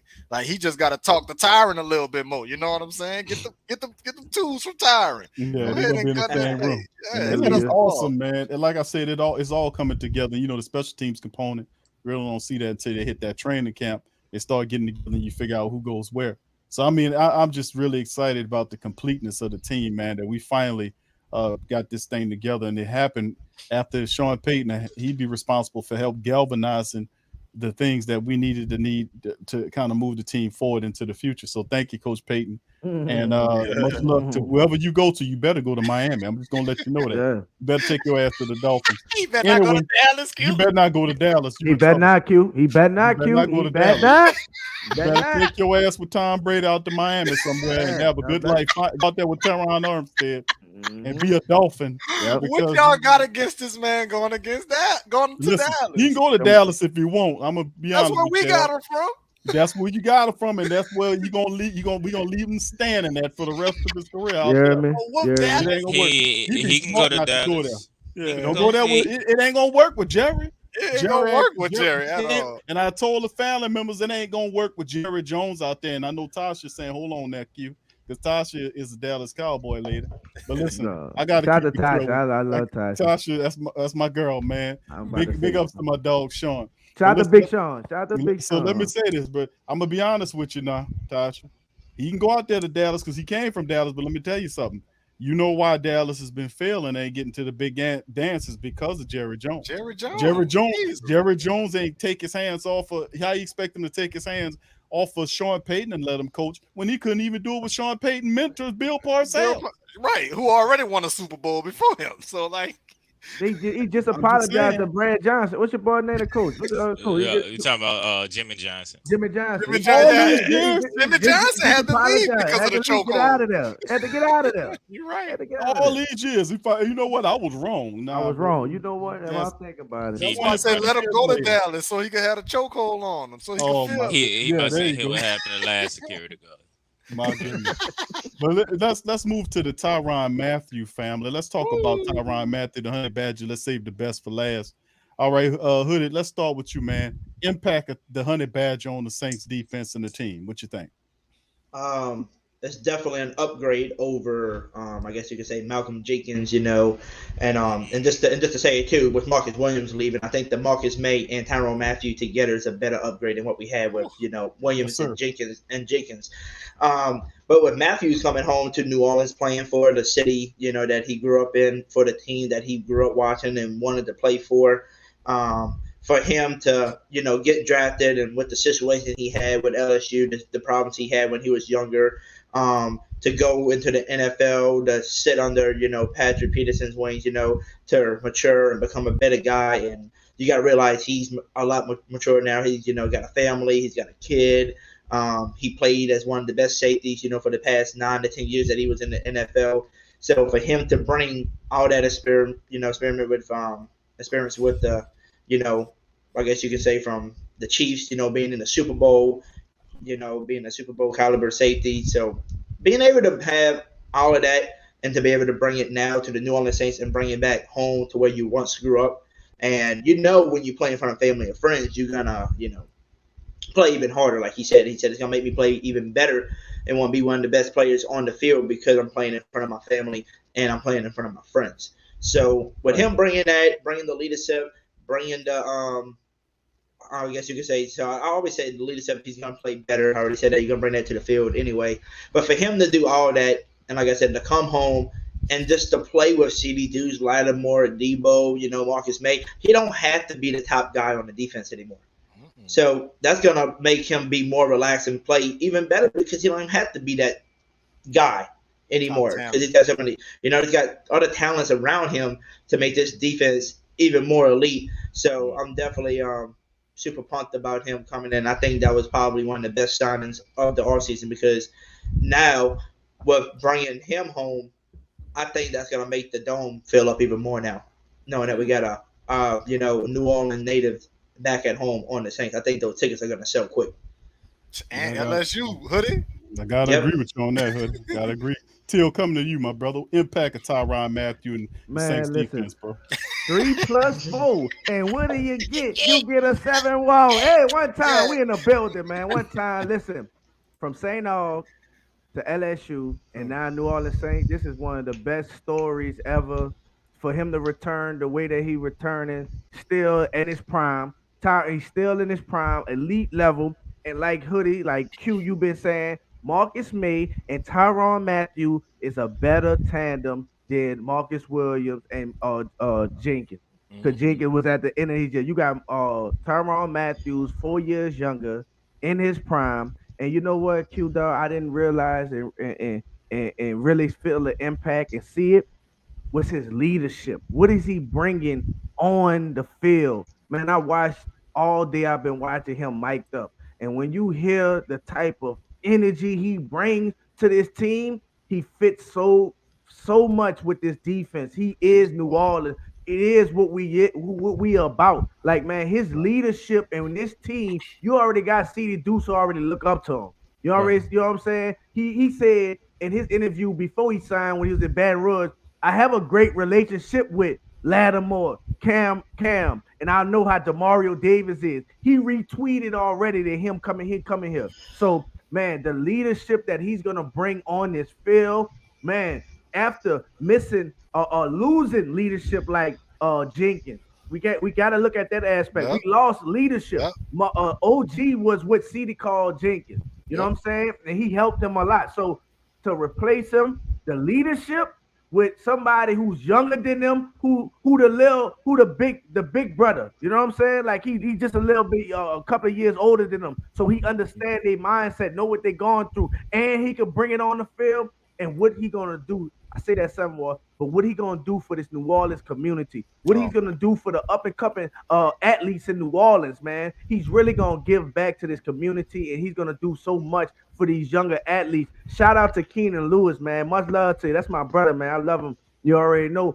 And for him to put out that post after everything he done been through with the Saints and everything, and for him to put out that post about Tyrann coming here, essay about her, what the impact was going to be, what it would mean to the city, what it would feel like, what it would be. Man, I think it was just awesome, man. So shout out to Keenan Lewis for even putting that out there and bringing that energy. I mean, sending that energy out there, because all that, I know Tyrann, that was in his head, man. So, man, I think it's just going to be amazing.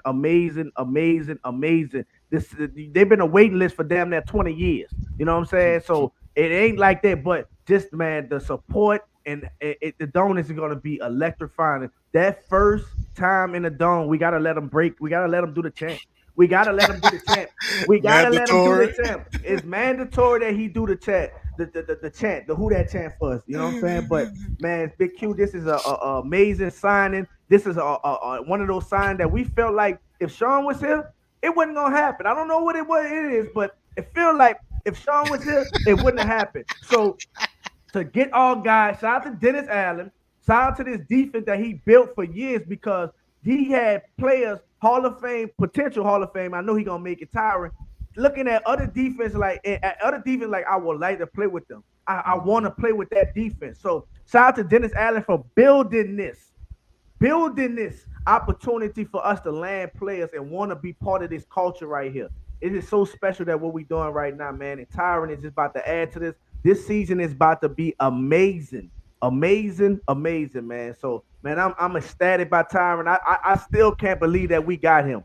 I still can't believe that we got him, man. And I can't believe the Kansas City Chiefs will let him go. Like, this man is unbelievable, man. And just the versatility. And I'm gonna talk about it in the field, and I'm gonna get off. The versatility with Marcus May, CD Deuce, and Tyrann Mathieu. What are you gonna do? And Brady gonna be spinning. He's so mad. He's so mad. Ow! Ow! Hey, He's so mad. and he probably played against Marcus May, because Marcus May played for the Jets, and he was in he New played England. against So, Marcus May. Yes, he played. yeah, against he Marcus mad May. too. Listen, he is so mad. I would pay my last dollar to see the reaction when the news broke of Mathieu signing with the Saints. We already know the history. We know the history about in the Super Bowl what he did. You know what I'm saying? He was dirty player and all that. But guess what? Tyrann? We got your back now. Yeah. You ain't gotta be the backbone. We got your back now. So we gonna cut up. You and CD gonna cut up together. You ain't gotta worry about being all pro. Do what you do. We gonna hold you down. I'm talking about from the D-line, the linebackers, and the secondary. Tommy, we on your ass. Hey, I wouldn't be shy. But if you want to be all pro, go be all pro. Yeah. Oh yeah, no, do that. Go do that. Hey y'all. Hey, yeah, we just signed Tyrann like 2 days ago. It made it official on paper. I would not be shocked. I would not be shocked if in a few weeks you hear Tom Brady go back into retirement. Like, you know what? I didn't want to come out of retirement. I didn't want to come. I was just joking. Yeah. Back into retirement. But if not, it's okay. It's okay. If it's like not, you said, I want to play Bucks week 1. I want the Bucks to play us week 1 because why? We're gonna put him in retirement with Contavious Street. He's gonna break his goddamn ribs like he did the Drew. So it's okay. I wouldn't be mad at that. I wouldn't be mad.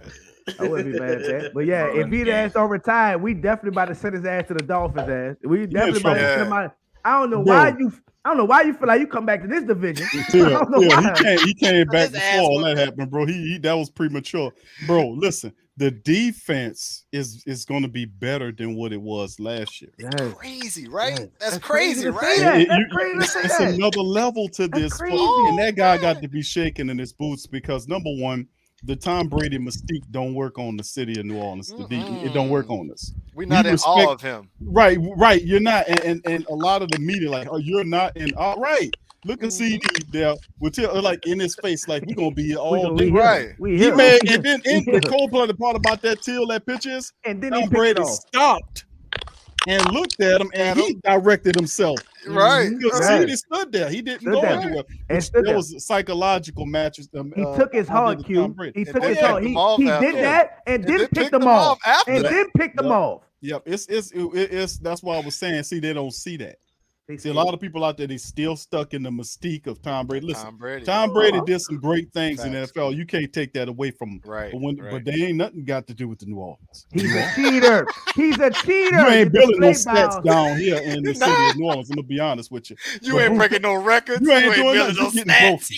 You gonna get. And listen, the Saints. I'm just saying. I ain't trying to make Big Game and the rest of the Tampa Bay Nation feel bad because they listen to stream too. But I'm just saying. Listen. I'm just telling y'all, I'm warning y'all. Like, you know, we had a storm passed our way, and then it ain't hit y'all yet. And we telling y'all, hey, listen, they got something coming. Y'all need to be prepared for it. Know about this. You see, that's what I'm giving. I'm telling y'all, be prepared and be very, very upset.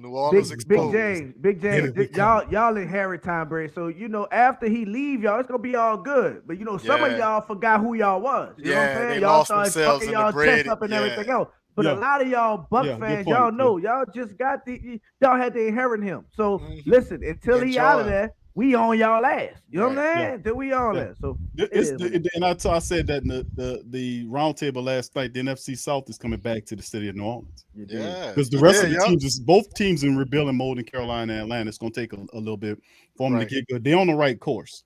So when you talk about Carolina, but as far as what you got competing right now. It's the Saints in Tampa, baby. We here. We here. We're gonna have it for a while. So you know, and then the way all these picks we got coming, we might have it a little longer than that. Yeah. But I'm coming to you, bro. I won't take no time away from you, Brew and L. What you think about Tyrann's impact on the Saints team, bro? What your thoughts are? Like I said, man, Tyrann signing reminds me of when we got Jonathan Vilma. And also when we got Darren Sharper, leadership, one of the top 10 or top 5 ball hawks ever in the league. As far as reading the quarterback eyes and trusting his playmaking ability, he is an all-time great ball hawk. And we got him on the Saints with a secondary with I believed in off back already. And we just adding him. Come on, man. Marcus May, versatile. Tyrann, versatile. CD Deuce, versatile. There's just a lot of versatility out there. Marshawn, you could put him on the island. Adebo, you could put him on the island for the most part. We still got Bradley Roby. Man, with the honey badger, come on, that's an abundance of riches right there, man. It's like the things we gonna be able to do with these guys, and as far as matchup purposes, and Tom Brady not gonna see the same thing twice. However many games we play him, he not gonna see the same thing. We are gonna be able to scheme and disguise a lot of things with this guy. And he's just cerebral, like Till said. Till said, he energetic. So I like what he brings is the leadership. I'm ready to see it. I'm ready right now to see what we got off paper and on the field. Yeah, well said, bro. Coming to you, Al. What you think, bro? How's it gonna look, bro? How's he turn? I mean,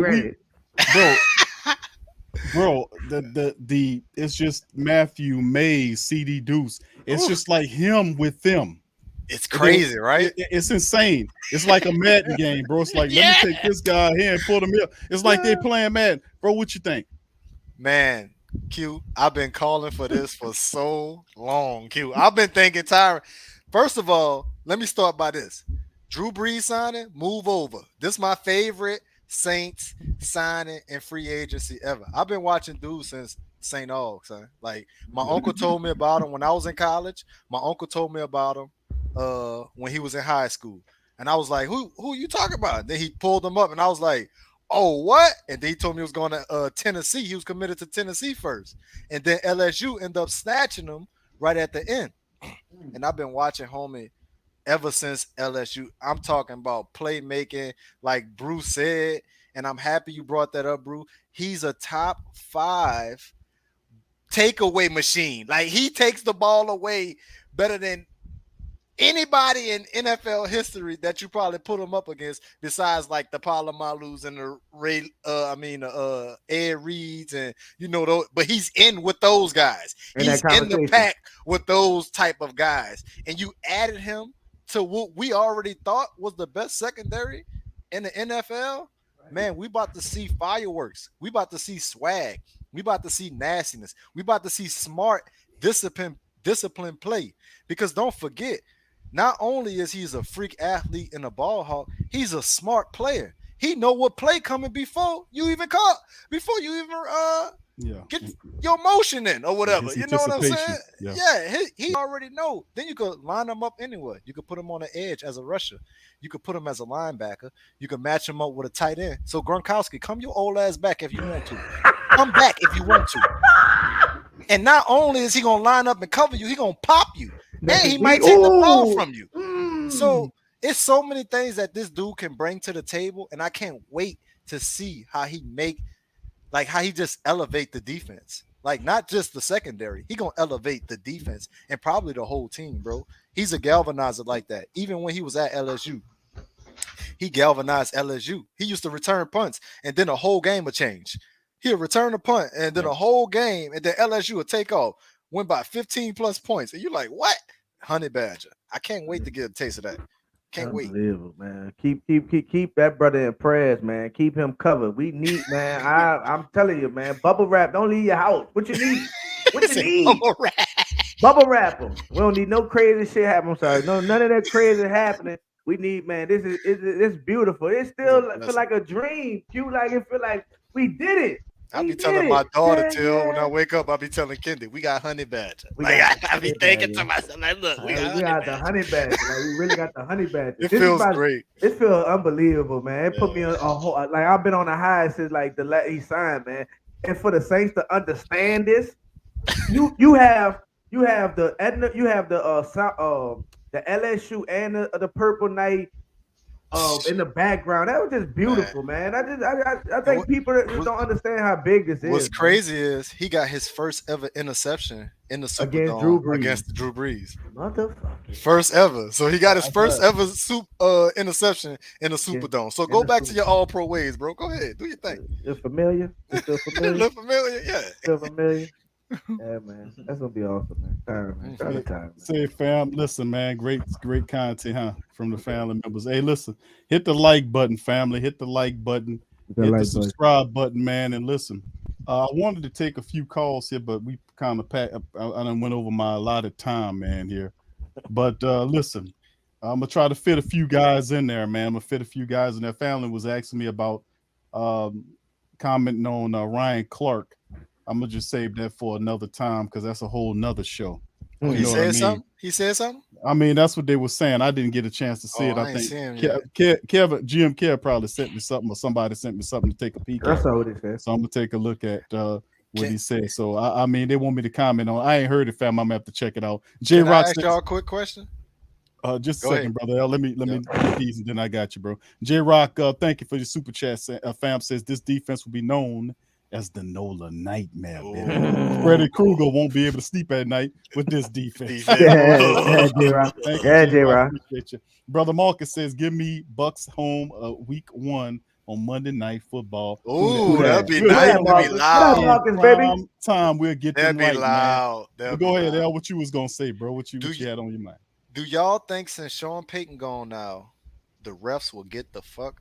I mean, let me excuse my language. Get off of our back. Get off of our back. Do you think they will get off of our back now that Sean Payton is gone? Because word on the street was they was on our back because he wore the Roger Goodell shirt, right? That was before that. I mean, he had no choice to wear that shit after he pulled it. On that. Yeah, he wore after. Okay. I mean, but it really started with Tom Benson, man, because he wanted Goodell off that. You know what I'm saying? He wanted to vote not to bring him back. So it really him. So I did see Mama Benson out at dinner with him, you know what I'm saying? You know, taking a nice little picture. Might be like, listen, if Sean gone, he out the way, chill. Rest in peace. Benson, he out. We got no problems. I'm standing with my boys. Let's get us play. You know what I'm saying? We ain't got no problems. You know, let's stay out your way. You stay out our way, we stay out your way. You know what I'm saying? Right. Little beating, but you know, I hope so though. I hope it is part of that. Like we get some fair calls and everything else that goes along with it, but I think they still gonna find a way to screw us though. You know? Hey, I got a question for y'all though, because since we all on here, I had this discussion last night on my show, and we was going back and forth at it because you know some people I guess just think a whole lot differently than I do. You know how we all said it'll be a blessing in the sky if we can sign Jarvis Landry too. That'll be like another LSU player coming home, right? You know, home reunion. And I was talking to him, doubling down on him. And, you know, people said, dude, we're good. We don't need Javaris Landry. They said, I'd rather get a dude like Will Fuller who would take the top off of somebody. I'm like, yo, I said, shut up. Like I said, I sound really weird right now. You telling me that Javaris Landry is basically a smaller version of Michael Thomas. That's what y'all keep saying. Why would we need him? He's a smaller version of Michael Thomas. Why would we need him on the team? I said, okay, well, hear me out. This is why I think we should get him on the team. First of all, he's going to play harder and better. Why? Because he's at home in front of his family and friends. It's a reunion. Second of all, if you can't stop Michael Thomas over here, how the hell are you going to stop him over here? Yeah, and if you got him over here, guess what that means? Move them chains. Move them chains. You got two of them. You just said it. You got two Michael Thomas. I remember you said that. You said that in the last show about it. How you going to stop that? You going to who wouldn't want two Michael Thomases? That's why I'm saying they're crazy. That's why I'm saying they're crazy. We have Chris Olave, Deontay Hardy to take the top off. And we got somebody. And Callaway, thank you. And people are like, oh, but Callaway wasn't taking the top off the board. And I said, well, maybe you need to go watch his highlights again and see. But yeah, that's what I wanted to ask y'all. It can work because let's use Tampa Bay in our division, for example. They had Mike Evans, Chris Godwin, and Antonio Brown. So you can have three really good receivers on the same team and spread the ball out. They ain't have no Alvin Kamara, don't get me wrong. But it can work. You know what I'm saying? It would work because this thing, you got Michael Thomas to your left. Too much. You got smaller version Michael Thomas to your right. You're not stopping this. The chains are moving. It don't matter if it takes 15 plays. We're going to kick a field goal or a touchdown. You're not going to stop us. You're not stopping us. You're not stopping us. Move them chains. You're going to be hearing that in the dome all damn day. We're going to get tired of hearing that. We're going to get tired of hearing that. Move them chains. Big Q, when the last time you went to a game, Big Q? When the last time you went to one, bro? It been a little bit, bro. It been a couple, bro. You know, to get up in that thing. I go to the training camps and all that stuff. But I'm going to have to, me and my girl, and I'm going to have to take my boys on down there, man. It's okay. Big Q's going to go. Is it a superstition? Big Q's going to go this year. Big Q's going this year. We're going to be in there. He's going with Hoodie Jube. He's going to be that lucky subscriber that wins on the spin wheel. He's going to be there with me. Man, rig the wheel, Hoodie. Rig the wheel. Hey, rig the wheel. Y'all guys. But hey, thank you, Travis. Travis, thank you for your super chat, fam. Said, what's the odds of Sean going to another team and taking his coaches with him? But and remember we talked about this, Travis, bro. Thank you for your super chat, my brother. Thank you. This is interesting because once he eventually does come back, he's going to reach back to the Who Dat organization and try to see if you can grab Ryan Nielsen and finally bring him on there, or take Carmichael with him, or it's a possibility, man. A lot of these people are familiar with Coach Payton, but the Saints start winning this year. They'll want to establish themselves, and perhaps some of them won't go with Coach Payton, some will. Right. But I think we'll retain what we need to retain to still be able to kind of kick him in the shins, whether he go to the Dolphins or wherever he goes. You won't have the same. I ain't gonna wish nothing hard on because I got love for Coach Payton, but you won't have no success against the Saints. Nah. Yep.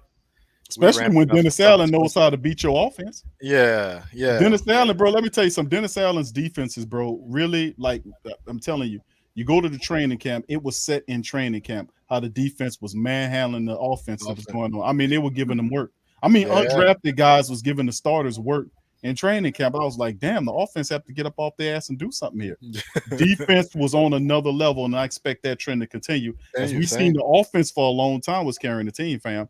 The defense is now here. Now, they've not done that to the offense, but thoughts on what Travis was saying. What do you think? Hoodie, go ahead.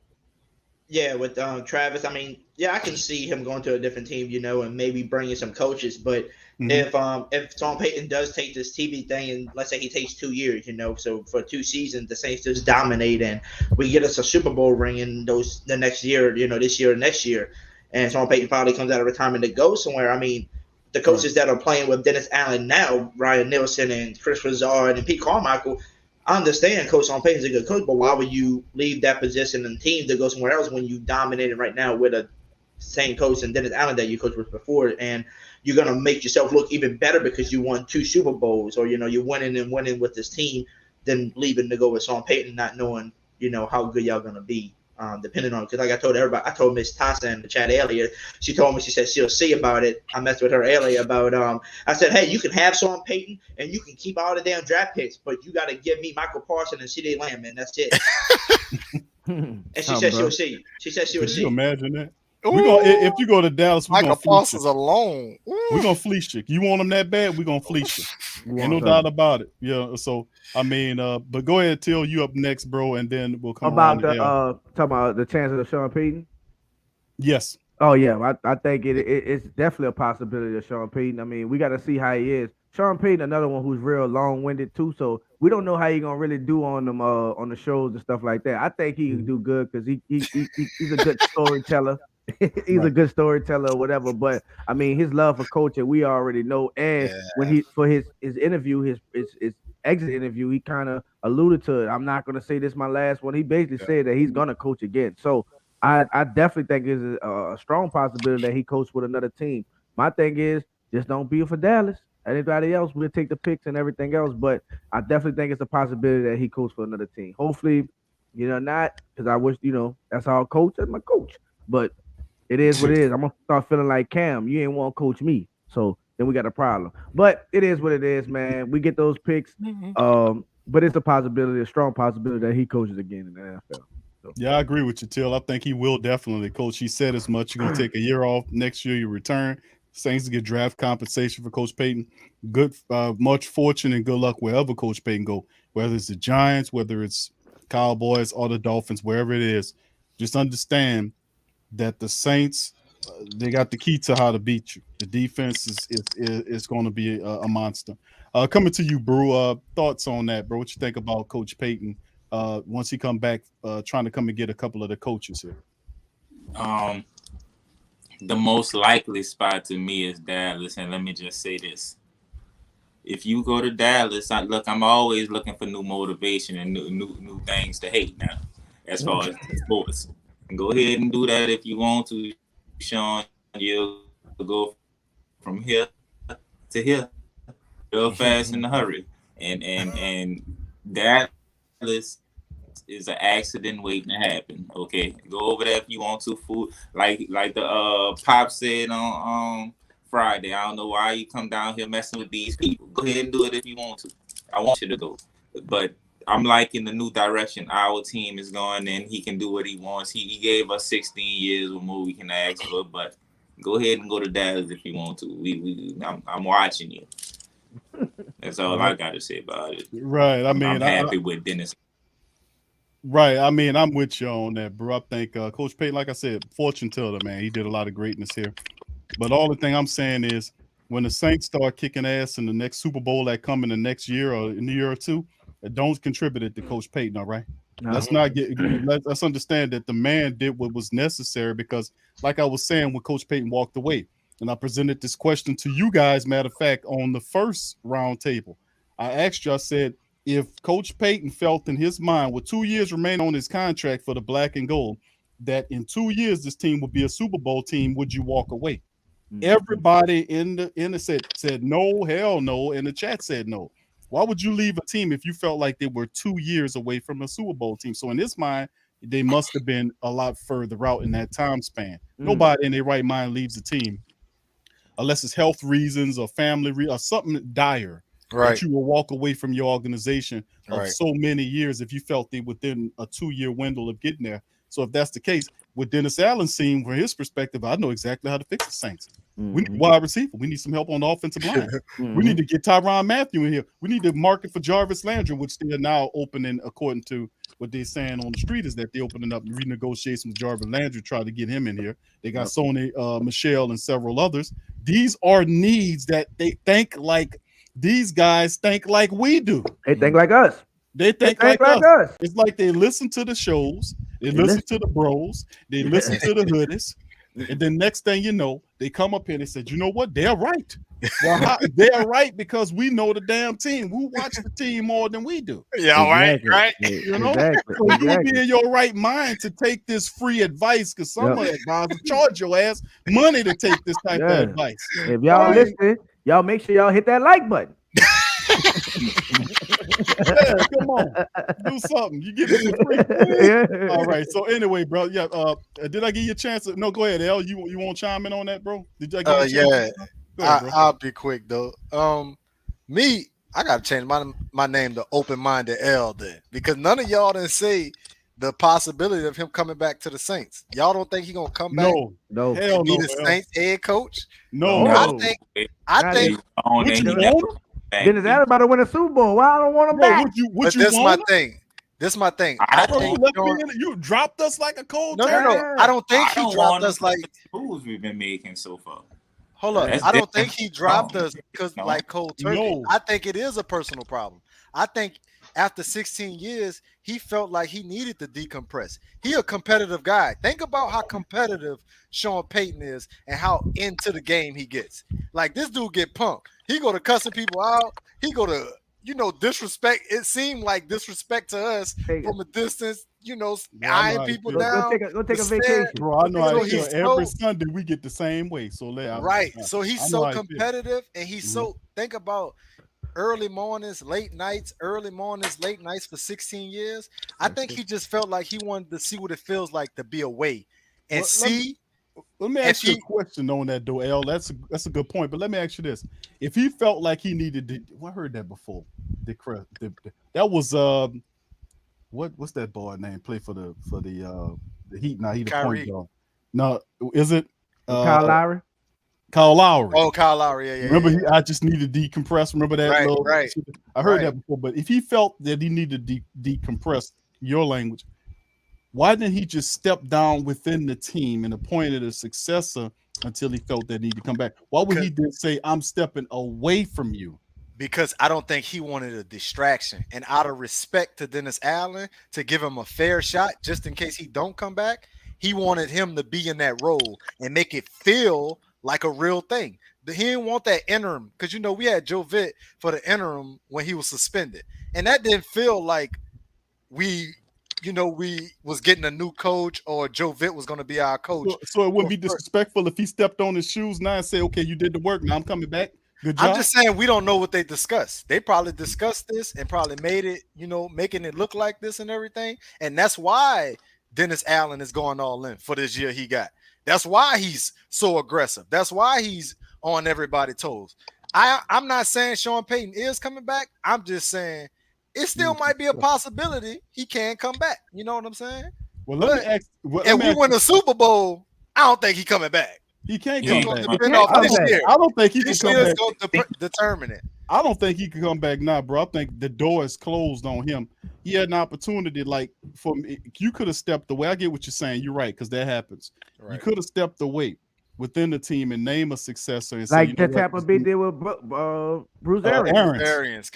He could have stepped inside because he slid to an advisor role, right? Where the attention and then it gave Dennis Allen an opportunity to pick up that experience, then reassume the role. The Saints organization would have did that to make him happy. They'd do anything to make him happy. And he could have took an extended vacation like Mama Benson wanted to. He said he come could've back to stayed training longer. camp. We Fact. got this. But he didn't want that. That's why I said, nah, there was more to that shit. Did you see that picture with him and Dennis in the Pelican booth? Did y'all see that? They're not sitting side to side. He's sitting up top. They're not like they good to see you. Like, what the fuck you doing? What if it was a what you doing with my team type of conversation? And then it's like this my team. What you doing? That's like the old mobster days, man. What you doing in my side of town? Yeah. You know? Why what you you doing here? Why you give me a call before Why you ain't came? called? That's right. You know. He's got a reality show on on this the back side. Well, let me catch you in that. Let me catch you on this side like that. Don't let me catch you over here again. Can't be on here trying to kiss babies and all this crazy shit. Don't do it. Yeah, what you doing here? Your time is done. You done left. You done left the building, Elvis. Now it's our turn. It's my turn to shine. And Dennis Allen take a supreme opportunity. Thank you, El, for that, bro. But let's move on. I got a couple of family members chiming in. We're going to bring in the OG for the last, I say about the next 10, 15 minutes more. We extend it out to get the guys in, then out, and then we'll end the stream. Jerry is in the building. Brother Jerry, welcome in, bro. How you doing? No. Big Q. What's Big up, Q, man? messed it up. Jerry. What's Jerry. good, man? Jerry. Go ahead, They Hoodie. miss Go ahead, you. Hoodie. Jerry. Hold on. You got to take Jerry off the show and let me just introduce him, man. You messed up the introduction, bro. This is the OG you talking about, my bro. So let me do it for you. Y'all see who it is. We're about to bring him on, and it's easy with a click of the video, but I don't have my video with me. So everybody start doing the Jerry chant like you're doing the Jerry show. Jerry. Y'all too much, man. Now here we go. Now here he comes to the Pro Media Network, the Sports Coma, with Big Q and the guys. He is the OG, the one who's gonna bring those subscribers to you, Jerry.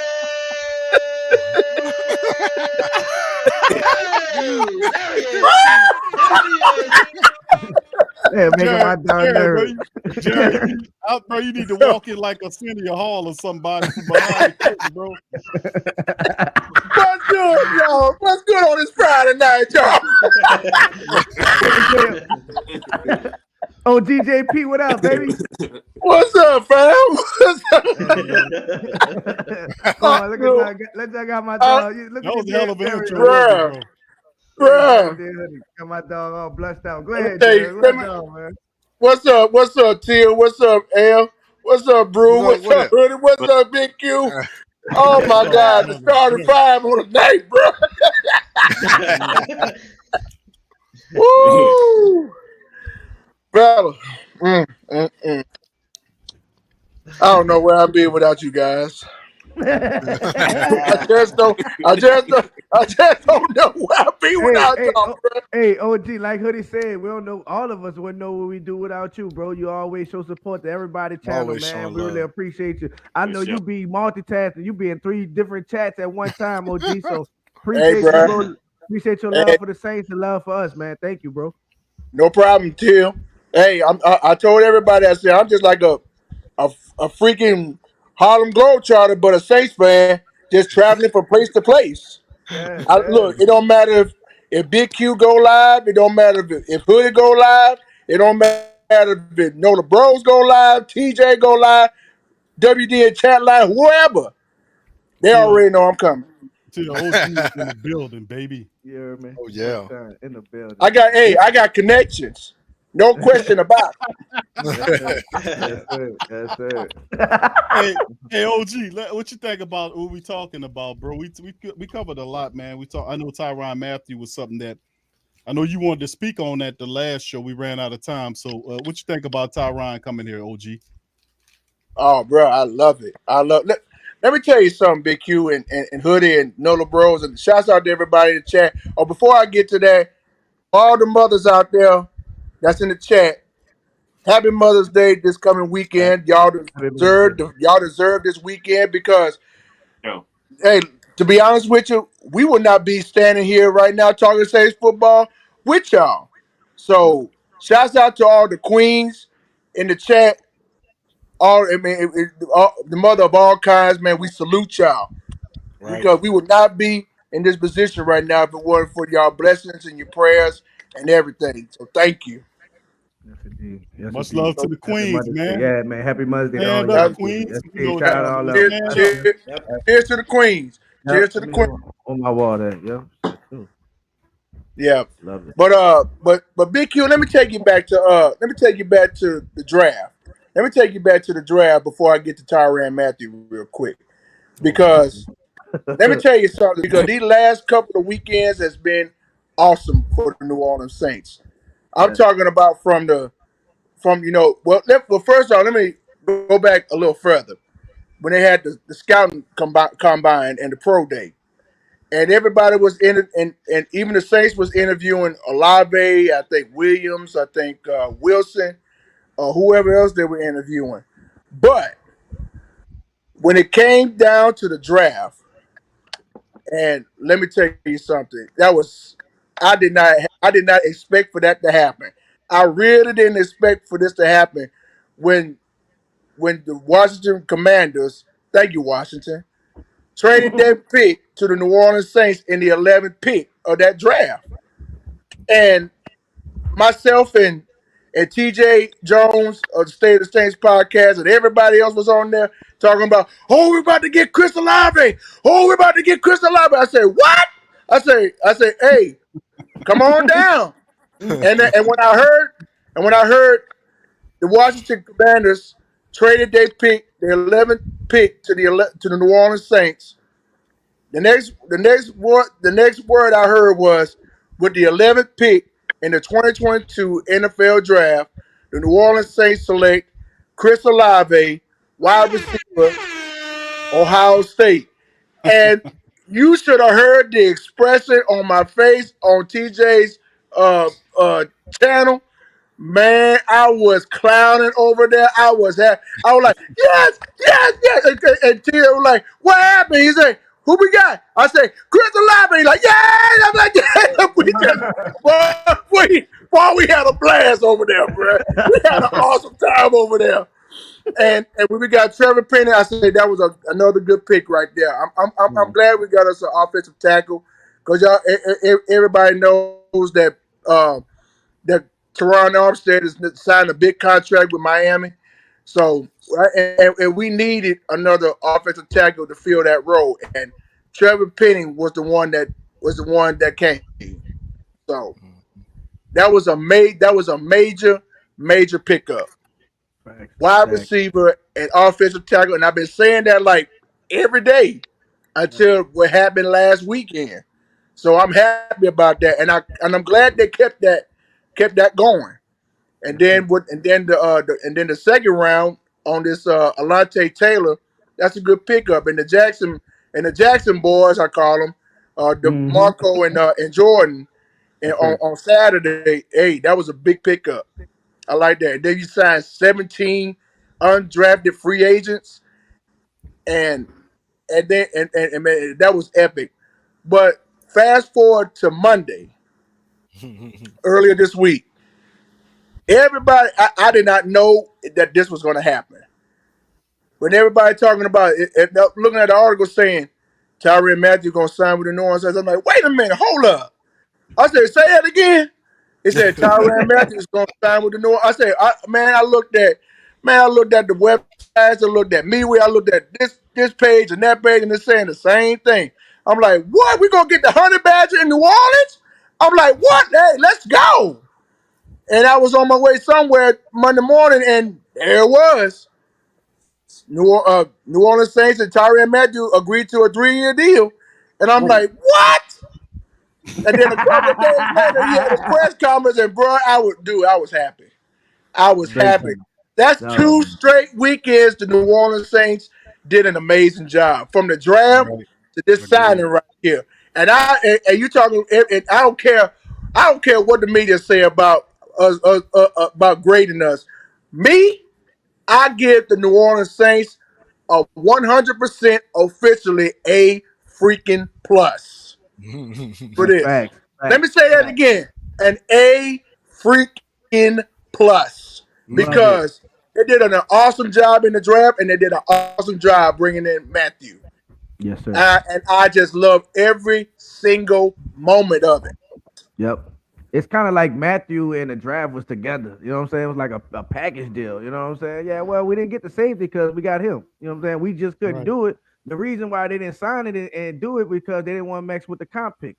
So they had to wait till after what it was, Tuesday, 3 p.m. We had to wait to that. And we didn't want, and Tyrann wasn't about to sign early and help out KC when they just left him at the doorstep. Yeah. So, man, this was a great, like you said, like I said, after we addressed our needs, everything else was lanyard. Everything else lanyard. I'm not listening to no Mel Kife or anybody who don't know nothing about our team. You don't know our team. You don't know what you want. Your ass is trash. Yeah, I got you, OG. You want this, huh? Your ass is trash. I got you one time, man. We don't worry about them. They don't know our team, so we know as Saints fans what we needed, and we got it day one. After that was nothing but lanyard, depth pieces, and adding to this roster, and we just getting gems. So until to say that, remember we was watching the draft, and it kept saying quarterback is the need for us. It kept saying on the draft, we was like, we do not need a quarterback. Why do they keep? I said the same thing too. I said the same thing too, Al. I said, why in the world you need a quarterback when you know we need a wide receiver and an offensive tackle? And we got dude, we can get a quarterback anytime. We got the needs that we need.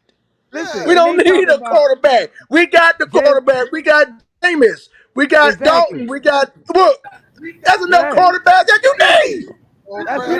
Like Jameis didn't. They just skim past that the man wrote. I mean, threw 14 touchdowns, 3 interceptions. Like that, just some. Oh, okay, whatever. Well, you out your mind? That this man was on a record break. Have you lost your damn mind?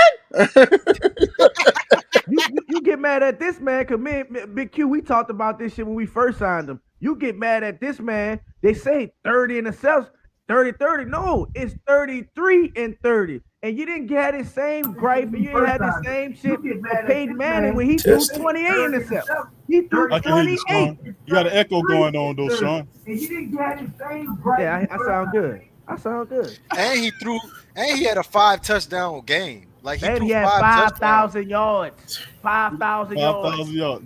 They pass on that. That's how you know it's agenda driven when you don't like the guy. You hone in on the interceptions, even though he threw more touchdowns in interception and more yardage, I think, in that entire season than anybody. Yep. You mentioned that. But anyway, Sean is in the stream. Sean, welcome on, Sean, bro. Baby? What's up, Teal? What's up, NOLA Bros? What's up, Jube? And everybody in the chat. What's up, Q? What's going on, my brother? How you doing today? Oh, I'm doing fine, bro.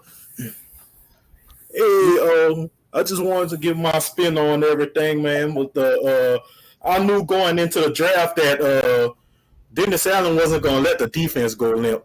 He was gonna like show up that thing, but God dog, look how he showed it up, man. Right. Man, he's stacking the deck with that junk, man. Man, nobody ain't gonna want to see us, bro. And I don't even think he's done yet, man. Man, he might be better than Sean Payton, man. He got that chance, man. Hey, I'm back, y'all. What if we get a Hey, I'm sorry. I had a call coming in. That was my dad on the phone, so that wasn't nothing but real quick. But I had it on mute, so I'm back. All right, Jerry. But the defense gonna play. They gonna do what they do, man. We already overwhelmed and excited about that, man. I ain't gotta go into that. I'm just gonna go into straight to the offense, though. Of course, the Olave draft. I mean, I love it, of course. And these undrafted, man, especially Rashid Shaheed, man, that's a darn good player undrafted. I'm surprised he ain't got drafted. I'm surprised Abram Smith ain't got drafted or Smoke Monday. Right. We got draft picks that we ain't have to pay for. We got free money, babe. Right. There you go. Let me give y'all X factor that's already in house that none of y'all mentioned tonight. We got all these weapons. We got all this on from free undrafted Molly, free you agents crazy, and all man. that. And we drafted Olave, of course. But one X factor y'all did not mention, Taysom Hill. Tight end. And tight end. And tight end. I love it. Because let's pitch it. We have all them all them receivers and everything on the field along with Taysom. Who they gonna stop? Yeah. They ain't gonna know who to stop. One of the best athletes on the field, on the team. Taysom Hill. And speaking of defensive versatility, that brings us some offensive versatility. You can motion Taysom, you can move him around, and hit him with the unexpected with Taysom too. So he's a matchup nightmare. You're not going to be able to match up with him, and very few linebackers can stay in front of him. Defensive backs hate to tackle him. He gets to stay in primarily one room, which means he can continue to get better. So I mean, and plus he provides insurance for Troutman, who needs to step up this year as well. Right. And also, don't forget, tight end room needs to develop, man. But like you mentioned, the undrafted guy, Kroll, I think his name is, and then you got Juwan Johnson running around that thing who's going to make an impact. So it's a lot of stuff to talk about. You got a different type of versatility tight end room, man. Look at all of them. Taysom, Troutman, and Juwan Johnson. Like that's you got every type of tight end you want on the Nick Vanette. You got every type of tight end you want on there. So people look at it one of our weakest, but I don't look at it like that because I think the upside with Troutman gonna be amazing. I think this year with Jameis, just like all our other receivers also were struggling without Jameis Winston, Marquise Callaway, and everybody else. Dog, Troutman gonna have a great year. This family, he's gonna have a great year. We saw it live. Al didn't like it because we was getting our ass with the Atlanta. But in that fourth quarter, that second half, he made some amazing catches. He was one of the reasons why we was even in the game in that second half. So I just think with Jameis Winston at the helm, he's going to have a good season. Adam Troutman, I'm talking about. And our tight end room is not as bad as everybody thinks. Juwan Johnson, Taysom Hill, the best athlete, one of the best athletes on the field, on the team, and Adam Troutman. We're going to be great this year as far as the tight end room. We're going to be good. And wasn't last year Juwan Johnson first year playing tight end? First year tight end. So he get to develop a little more too. He get to get bigger, stronger, and learn the tight end role a little bit more too. That's going to be beneficial. He's like wow, bro. That Joker tight end. He's going to be like that Joker tight end. So that's good. That's good. I got to give you credit. That's well said there, Big Sean, because Taysom Hill is definitely the weapon, and a lot of people going to be looking at everybody else, and Taysom slides in there and kills them. Yep. Swiss on the knife still. It's just going to be phenomenal, man. The Saints offense, man, and recapturing this thing, man, and getting back on the plus side. Go ahead, Sean. What else you got, my brother? Bring it to writing a little bit too. Yeah, like Taysom Hill and Abram Smith, they both kind of Swiss Army knives to me, man, because like they have Taysom can play pretty much any role, but Abram Smith, you say he was a running back and a linebacker. Right. So if he had running back and you tackle him, he'll come back and tackle you for tackling him. He want that action. I love it. He ain't shying away from no smoke. He want all that action. Love it.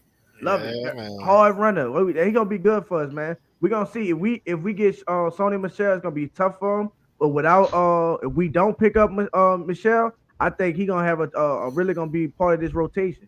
He's gonna have a nice little. You think he take Tony Jones Jr. spot? Yes. He was underwhelming, and then when he did get a shot, he got hurt. So you know how that go. Your best ability, what you did for me lately. Go ahead. The only thing with Sony Michel is the versatility too. He could catch the ball.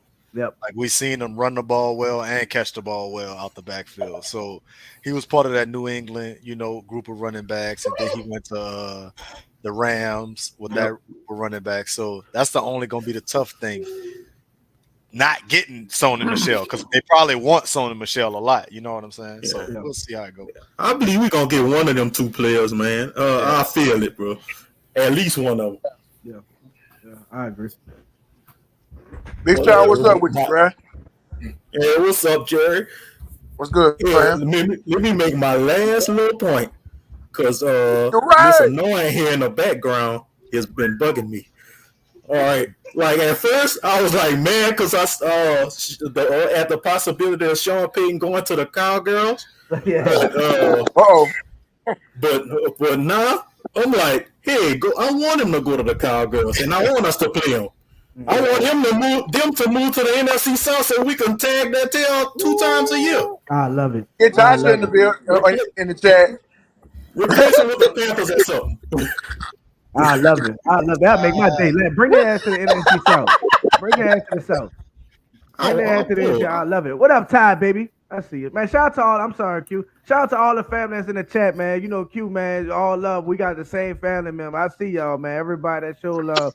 Ty and all the family. Love y'all, man. Much love to y'all, man. Tasha, much love to you, sweetheart. Much love to you. Who that? Q? What's that? What's up, brother? Right. Right. What's up, the right? Shout out to the right. What's up, the right, baby? Y'all already know where I'm at with this. You heard? One time, man. What up, the right, baby? Let me go ahead and ask you guys a question that's gonna startle you. How many people? Oh, Tasha, you know I love you. How many people got paid as receivers other than Michael Thomas? So, Jimmy Graham probably be the only one else, but he wasn't the receiver. But I mean, Brandon Cooks, when he left, but probably Jimmy Graham. What I remember, everybody else was just Jimmy Lance Vaughn, Henderson, Negan, like Brandon Cooks, role players. Like okay, the reason why I say that is because of 2 reasons. Number one, we are the best team to take no-namers and make them names. You heard what I'm saying? And the reason why I say that is because, let's look at Tampa. Tampa had to bring in names to even be a part of a conversation. The Saints was a part of the conversation, and we brought in a bunch of no-namers, which makes me go to my next question. How many people Jameis Winston got paid? Because believe it or not, in all of this, the sleeper is your QB, because he does something that your other QB can't do. I'm pouring that out there because Drew Brees was never one to roll out the pocket and throw it 50 yards down the field. Drew Brees was never the one to actually drop back in the pocket and throw that bad boy 70, 80 yards downfield. Now think about the crew that you coming in with. You coming in with the new crew, and the new crew that you coming in with can actually run a route and extend the play. And if they're extending the plays, because that's where the NFL is going, we got a quarterback that can actually do that. So opposed to all of those boys that are out there that is coming in that is new, I don't want you to sleep on the fact that Jameis, there's a reason why that boy won Heisman. There's a reason why that boy was what he was in Tampa. Even though he had nothing, he made something. Right. So the point that I'm making is this. Dennis Allen is no fool. And let me tell you something. Jameis Winston, you know how they say real bad boys hit hard but move silent? See, I'm from the West Bay, so I know about that. You hear what I'm saying? So real bad boys hit hard and move solid. You don't hear nothing from Jameis. You don't hear much about it, but I tell you what, when he get on that field, do you know how pissed he will be? Do you know how upset he's gonna be to try to make his point known? Yeah. I can't wait. The only thing I'm saying is all of those weapons that we surrounding with this kid, bro, you about to see a new kid that come out of Jameis, and man, don't even get me started about Badger. That's a whole other conversation, Q. You're right. To add to that, I can't wait till we make Jameis a champion, so Tampa Bay fans could see that they already had one. Right. They think because they threw away Jameis and got Tom Brady, they feeling good about themselves. Well, give us Jameis and we're gonna show y'all he could have been won a championship with y'all. Say, man, let me tell you guys something. First of all, Q, I love you, my man. Hoodie, you already know where you stand in my heart. NOLA bros. That's all I gotta say. NOLA bros. Jerry and my boy, look, y'all already know. Let me say this, bro. I'm down here in Florida. And bro, believe it or not, bro, They are terrified. I've never seen Tampa fans have the GOAT and feel like they are terrified, man. They know what we gonna do to them. Bro, I walked up to a guy today who was a diehard Tampa fan, paint his face type guy. And I was like, bro, y'all all right? He's like, man, first of all, you got two nemesis on your team. First of all, you got the Menace and you got the Badger. And Tom Brady, I'm quite sure, is not sleeping. This was his own fan telling me that. He's taking his bruise, bro. They know. That's all I'm saying. And Tyrann got it on his mind. Tyrann got it on his mind. Right. Oh, yeah. Got it on his mind. You I mean, yes. You saw Brady chase this boy down to tell him, I threw a pass on you. Do you honestly think Dennis gonna let that sleep? Dennis probably gonna play that over and over in his mind. Yo, you see what Tom did?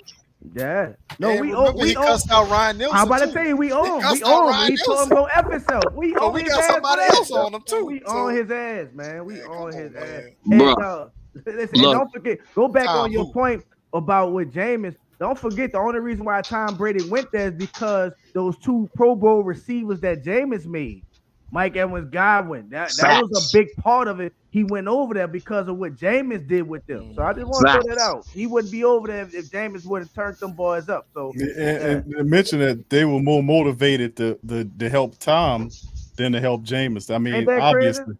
yeah, because Tom came with the resume in their eyesight, so they were promoted to do it. But And Tom he didn't get him paid though. Jameis got you paid. Hey, but the thing I did like about it though is that Chris Godwin said out of his own mouth before, to show respect to Jameis Winston, and literally told everybody, if you go look at that season, half of those are not his fault on his interception. And Chris Godwin said that out of his damn mouth. Yeah, So, they love Jameis. His team, his old teammates love him. It's just that That's outside. right, Miss Laura. We own Tom Brady ass. That's right.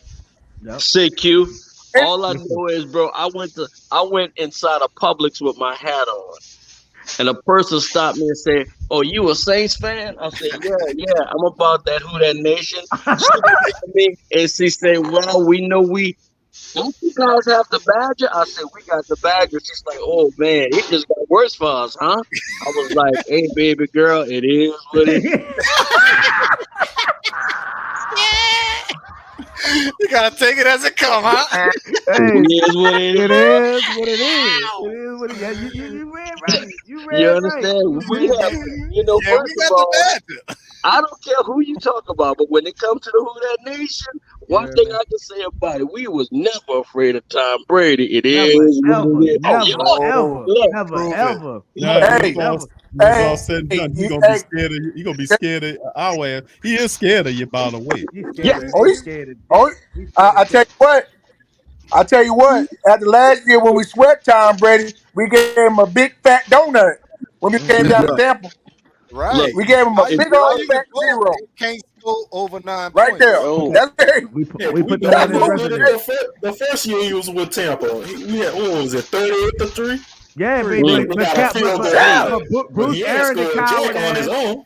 He was coward to kick that field goal. You don't kick a field goal when you down 38 points. It was gonna be a goose egg. 38 nothing. He kicked the field goal. He couldn't kick a field goal for this ass. He couldn't kick the field goal for this ass. He didn't get close enough, Tim. Bad ass. Yo, Jared, say Jared, Tom Brady say he coming for you.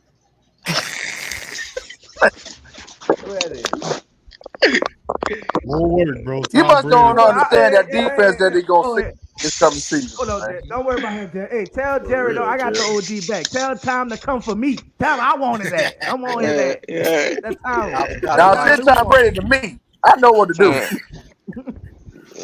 Tom Brady really.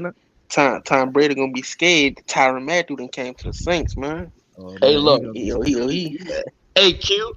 I watched you do like somewhat like the Roundtable last night with all them boys that was there from the Panthers and from Atlanta. All of them boys, shout out to them. And Q went through but wait, Q went through his draft picks, and Q just sprinkled a little bit of I got Tyrann Mathieu, and all the boys started to chime like, "No, you we Keep it to the drive. We talking about the drive. We talking about the drive. Yeah, I saw that. Hey, Big Q. I got one for you. I got one for you. Talk to Tyrann Mathieu. Oh, Mickey, huh? That's pretty good, OG. Pretty good. Man. See, man. Hey, Jerry, you been practicing that, Jerry. I know you been See, man. Q doing a whole lot better than me. I was just listening. See, man. I want to ask y'all what y'all think about Chris Olave, man. Love him. I love Smart. Chris Yep. Olave. Love it. Y'all rather take him over Jamison Williams? Yeah, because he's 100% ready, and I like that. Right, I like right. that. I like Jamison. I like Jamison on the last track, but I mean, right now he 100%. And the reason why I take him over Jamison, it even got to do with the injury. It's more Mike Thomas love Chris Olave for that, because that element to it that you ain't even got to ask Michael to mentor him. That's already there. So I love already that chemistry they have. So you think Michael Thomas gonna be the old Michael Thomas? Oh, 100%. Even better. All of the nicks he was dealing with already healed 2 years. So he great. He great. He gonna be better. Don't know who to try to Just stop. think about Man. how good he was. Think about how good he was on the hurt ankle when he played that year. Yep. He still wasn't that bad. Yep. Like he had some 9-catch, 120-yard games on a wounded ankle. And fundamentally speaking, now, right, we talk about Michael Thomas. His game is he beat you within 5 yards. Everything he handled in fluid motions, and his game was never speed. It was always fundamental. So I mean, and when he's healthy, he was always impactful. When he was healthy, he was a top 3, top 5 guy. When they was trying to throw Julio Jones, where Julio at now? All these other guys, DeAndre Hopkins, get caught cheating on steroids. Where all these other guys they want to throw around this man and talk all of the nonsense about him like he didn't earn his money. When Mike Thomas, I mean, none of them fantastic receivers, and they're all good in their own right. Never came close to sniffing that wide receiver record that stood for 15 plus years. Why didn't get that? Exactly. That's why he got suspended because he was on steroids. Well, he took PEDs. That's why PEDs. That's why he's suspended. What y'all think about Alvin Kamara do? Alvin Kamara getting suspended, huh? We don't know. Not yet, bro. We don't know because if they that's a different situation. Hey, Kamara's ain't got nothing to do with no PEDs. Right. I know. I'm saying though.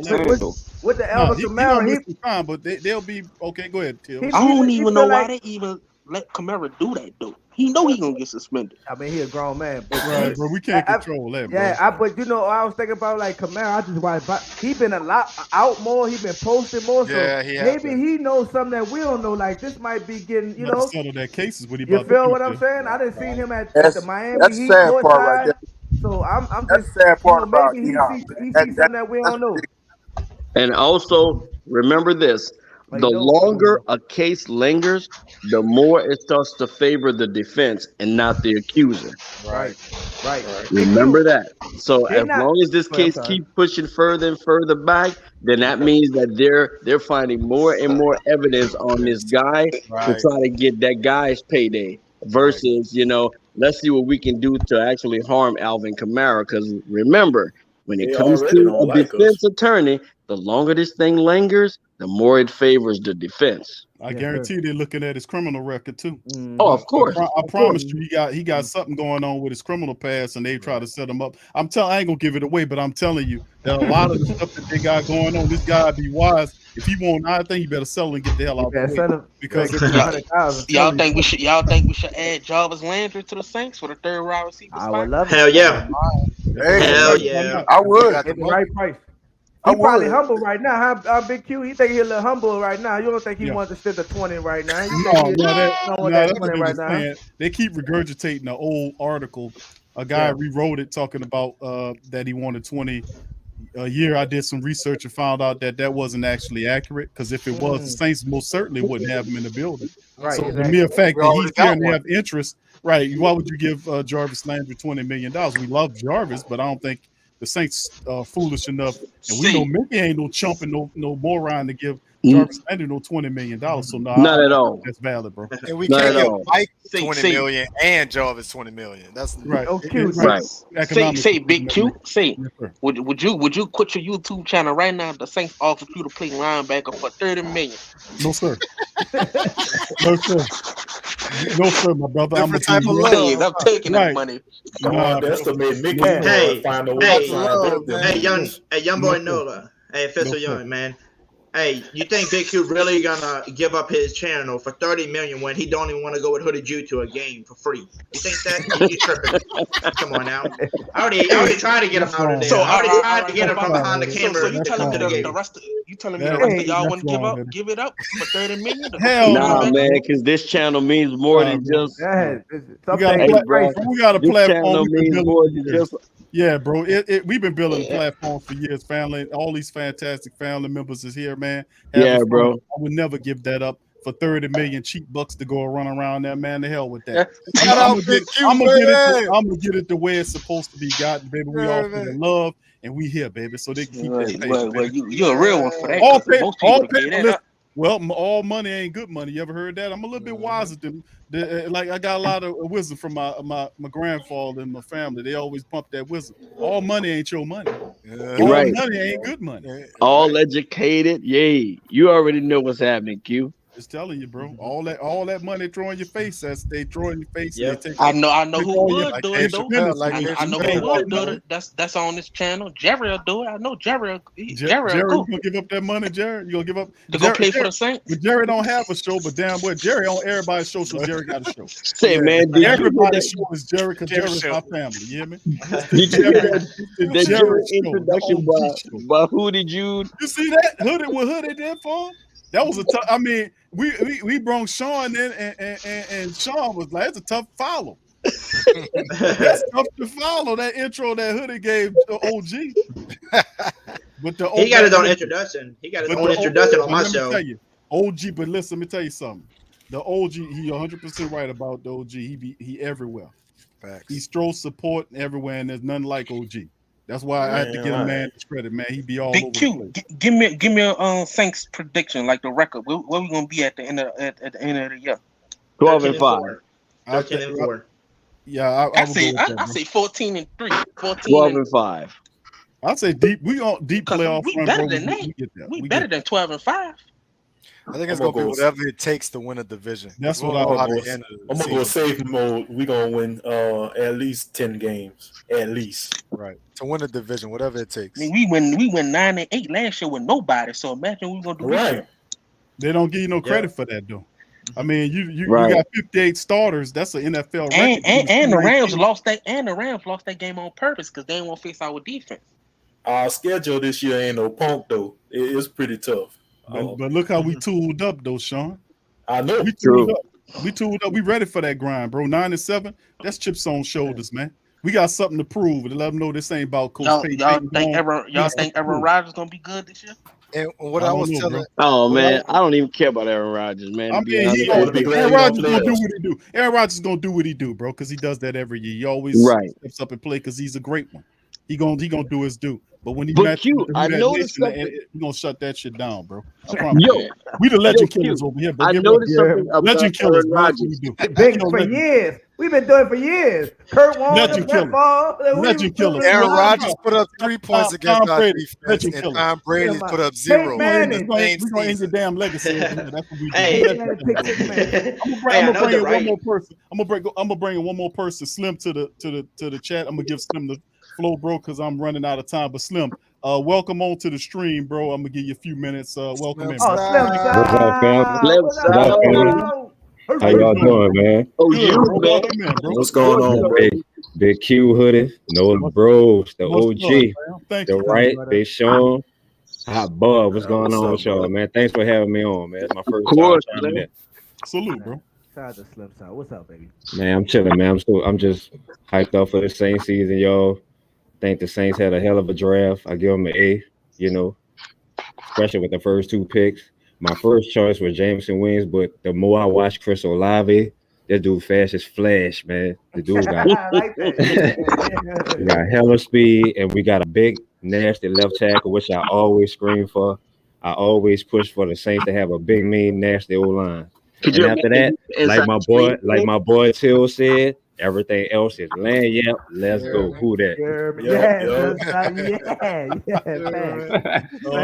No much love, bro. Go ahead, y'all fans. Let me. I'm sorry to end the stream. Thank you, Slim. Appreciate all the family members chiming in. Listen, I want to give a shout out to the NOLA Bros and Hoodie from chiming in once again. Big shout out to Hoodie's parents, man. Happy 34, happy Who Dat 34 anniversary to you guys. Congratulations. Happy anniversary to your parents, Much man. love, man. Much love. And fam, let me give them an opportunity. Hey, Hoodie, you got the floor, my man. Tell the family members who on already, everybody know who you are, but tell the ones that might not know where to find you at, bro. Well, yeah, I'm gonna try to make this simple because I can talk to you for 20 hours and tell you everything about the channel. But all I can say is you just gotta search up my name, Hoodie Jube, on YouTube, and you can find me there. The hardest working man on the planet. And I gotta lie to y'all, if it wasn't for me meeting B&D Breakdown Aaron first, and then him telling me about Big Q over here on the Sports Coma, and I told him, I said, well, you know what, I'm gonna go on his show one day when he got the Roundtable open and meet this opening up and coming to try it out for the first time with Big Q, not even knowing who Big Q is. You know, he brought me on, and I didn't even have my face on the screen at the time. He said, welcome to the Hoodie, and it was like, because, you know, he didn't know who Hoodie Jew was. And then ever since, man, it's been taking off because of him and TJ helping along the way, you know, with shout outs here and there, man. But yes, we are officially over 1,000 subs, and I'm super stoked about it, man. So yeah, all you gotta do, man, is go search Hoodie Jew on there, and if you go watch the videos, you'll see what we do on that channel. We do a bunch of giveaways, man. Money giveaways, NFL tickets giveaways. So if y'all want to go to a Saints game for free, all you gotta do is subscribe, man, and you'll have a chance to win that. And we also do donations. Love this dude. Donations to children hospitals, donations to food banks, etc. We all about my community. And last thing, everybody knows CT Crusher, and I said on the last time I came on, man, I got to meet my boys, one of my subscribers, CT Crusher, for the first time. I think it was 2 weeks ago, and it was nice to meet him because he's a championship guy. Everybody knows he loves having a championship belt over his shoulder, and I went out my way to buy him a nice good championship belt, custom belt that has the Saints on it, his face on it, and he wears that every time he comes on the show now. And like I said, I'm all about my community and my subs. Take care of y'all. So if y'all haven't already, hit that subscribe button for Big Q over here, because if it wasn't for him, Hoodie Jew probably wouldn't be nothing right now, because nobody would know me besides Jerry, who slid in there. So if it was for Jerry, like I said, the OG, that's why he got his own video when he comes on, his own introduction, man, when he comes on, because he is the OG of the Saints community. So and if y'all haven't already too, y'all better go subscribe and turn on your notifications, man, and watch the NOLA Bros, because this Pelican season coming up soon. It's about to be real scary with the NOLA Bros. I can see them being all hyped and everything because of everybody's gonna be back. Zion, you name it. So, like I said, I love every single one of y'all, and I appreciate, Big Q again, man. It's a pleasure coming on to your show, and the right, right there, my boy, the right, man. I love the right, man, because he shows up on a lot of the shows. Because people don't know I don't have it, so I'm gonna tell y'all real quick. Every Monday we have Motivation Mondays on my show to help keep people motivated, and people like B-Con and the right and all of them that's in the chat that supports the channel are always there on Motivational Monday, wanting to be motivated, and it just feels great to have people that wants to be there, not just for football as well. So. And Hoodie, and before you jet out of here, shouts out to your mom and dad on their anniversary. Much love from the family over here. Yep, I got to watch that dog now. Shout out to Mama Jube and Big Daddy Jube, man. Shouts out to the parents. Yeah, 34 years together. Many had me for 26 years. Boy. So that's a blessing. Yep, it is a blessing. But now let's kick it over to the one and only Teal, the legend, and the NOLA Bros. How can I reach you? How can I reach you? Yeah, bring that in. I appreciate everybody, man. Much love again, man. Appreciate it. Thank you, Hoodie. I've been waiting for you to introduce me for a long time. I appreciate it. I told you it takes a while. Hey, man. Hey, I appreciate it. Much love to everybody, man. Big Q for sure, man, for having us on here. We are NOLA Bros. Me and my brothers, we've been friends for 18, 19 years, and we just bringing our group message to YouTube, man. Basically, man. So it's just a pleasure and an honor to share the same stage with my brothers L, BREAUX, and Crooks, man. So we've been friends, and we cover the Pelicans and the Saints. We do every live show, like every game, we go live for the Saints and Pelicans, man. We bring that energy. We are the Juice Boys, you know what I'm saying? So everything we cover it live. Again, same thing with Hoodie. Like Hoodie said, man, is much love to Big Q for always supporting and extending his platform out here, extending his family that becomes our family. So this is a dream come true, man. I just love to do what I do, and that's talk about Saints and Pelicans sports. So just able to do this with you guys, man, it's just been amazing. Appreciate all the subscribers I've seen in here, OG to Slim South to Kai to everybody that always support Be Kind, everybody that ever been in here, man. Much love to y'all. Thank y'all, man, and we're gonna keep on growing, man. So thank y'all. Appreciate you, Hoodie. Appreciate you, Big Q, for having us on, man. And much love to everybody, man. Who that? Let's go, baby. Same to you, bro. And we had NOLA Bros too, y'all, at all platforms. At NOLA Bros, Facebook, my brother. Basketball, Brewski. Got a lot of intros tonight. It's great. It's intro night, a lot of intros. Nah, OG just know all the intros. He know everybody. You know what I'm saying? He already know. But we gotta say it one time for the OG. Welcome. Welcome. Like Big Q. We're now rocking with the sports coma with Big Q and the guys. We'll be having intense entertainment, educate, like the sports talk. Live intro. I love this. We talk. Hey, Big Q. Hey, Big Q. Hey, Big Q. You know my favorite thing about my favorite thing about Big Q, it's just when he's like literally I think me and Big Q is almost alike. When we like talking about something and we passing about like a certain player or like we like serious about something and we know what the hell we're talking about. Like Big Q, like your eye get like this, dog, and you're like, you better watch out. Like your eye get big, dog. The eye emoji. The emoji eyes. Listen up eyes.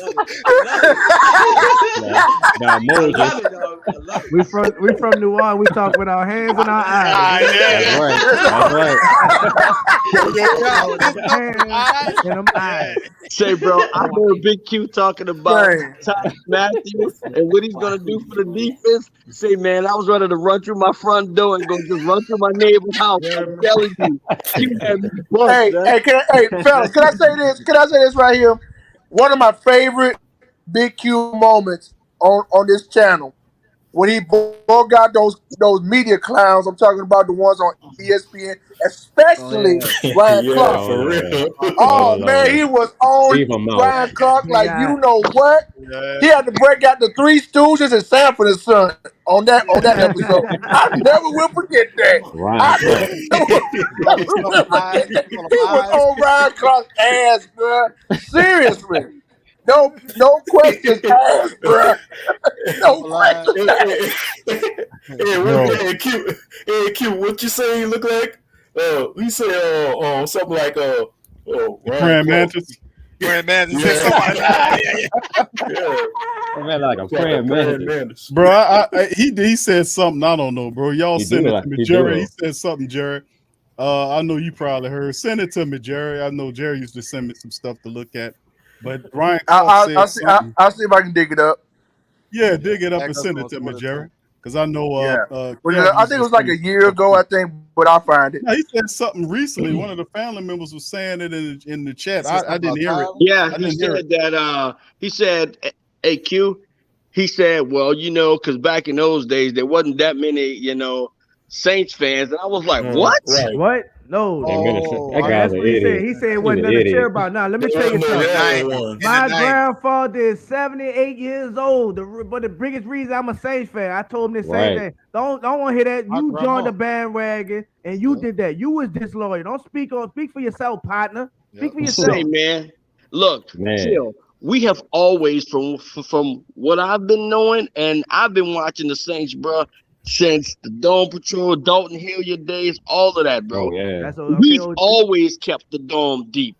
Always. And the only thing that I can say is I don't remember a time where the Dome was Right. I don't remember a time even with the Swagman bags. Empty. That's right.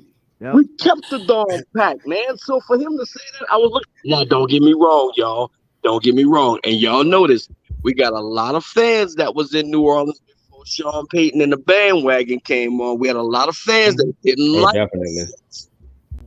And the reason why they didn't like the Saints was because of, because of the Saints, how their record was. However, for those that was always Saints fans, man, we've been Saints fans forever. And the thing about it is, whether we won or lost, we still walked around Who Dat. You understand? Yeah, so that's right.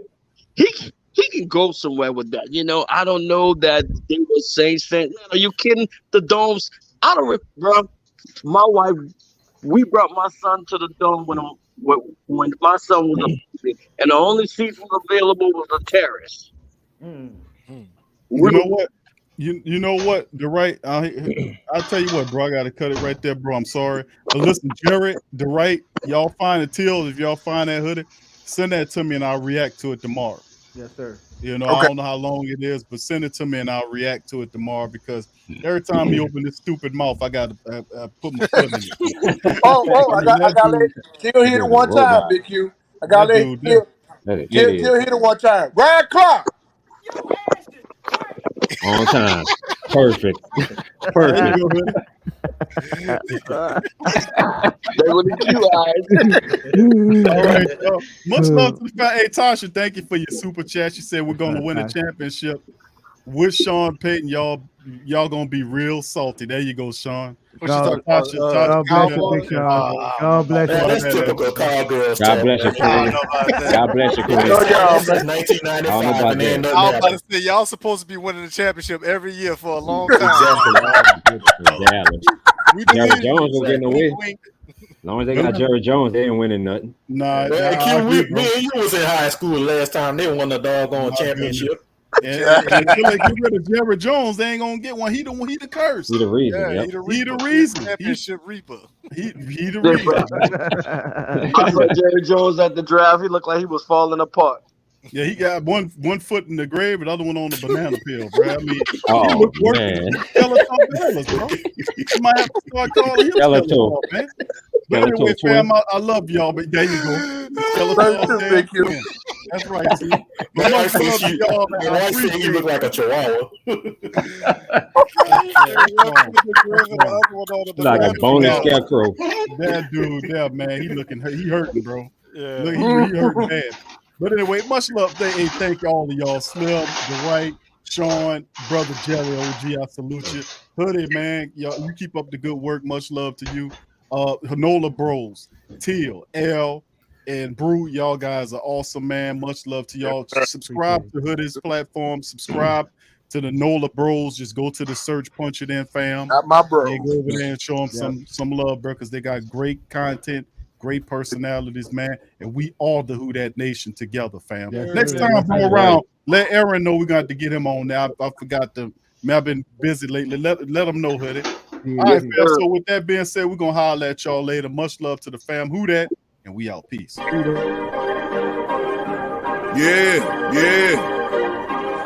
Well, all right.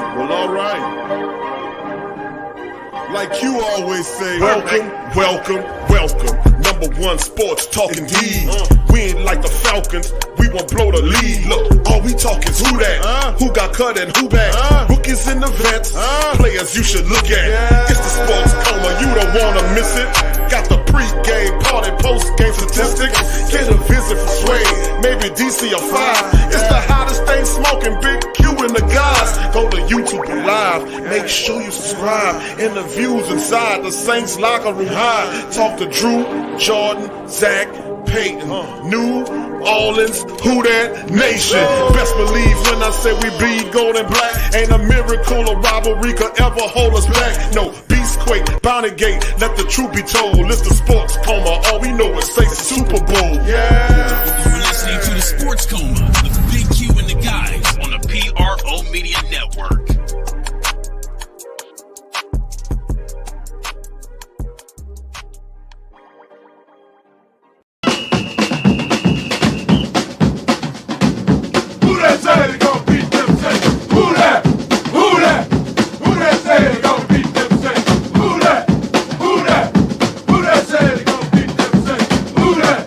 Check out the Pro Shop. That's right, the Pro Shop is the platform store where you can go and buy all the latest merch to support the platform. Available at the Pro Shops, we have dozens of hundreds of products available for you and your family. Unisex tees for men and women, hoodies and sweatshirts, tank tops, kids and baby items, long sleeve tees, mugs, pillows, wall art, bath bedding, face masks, phone cases, stickers, bags, fanny packs, socks, hats, and many other items. Please feel free to check out the Pro Shops. The link is in the description section below. And remember, it helps the platform continue to grow. So check out the Pro Shop and Who Dat too.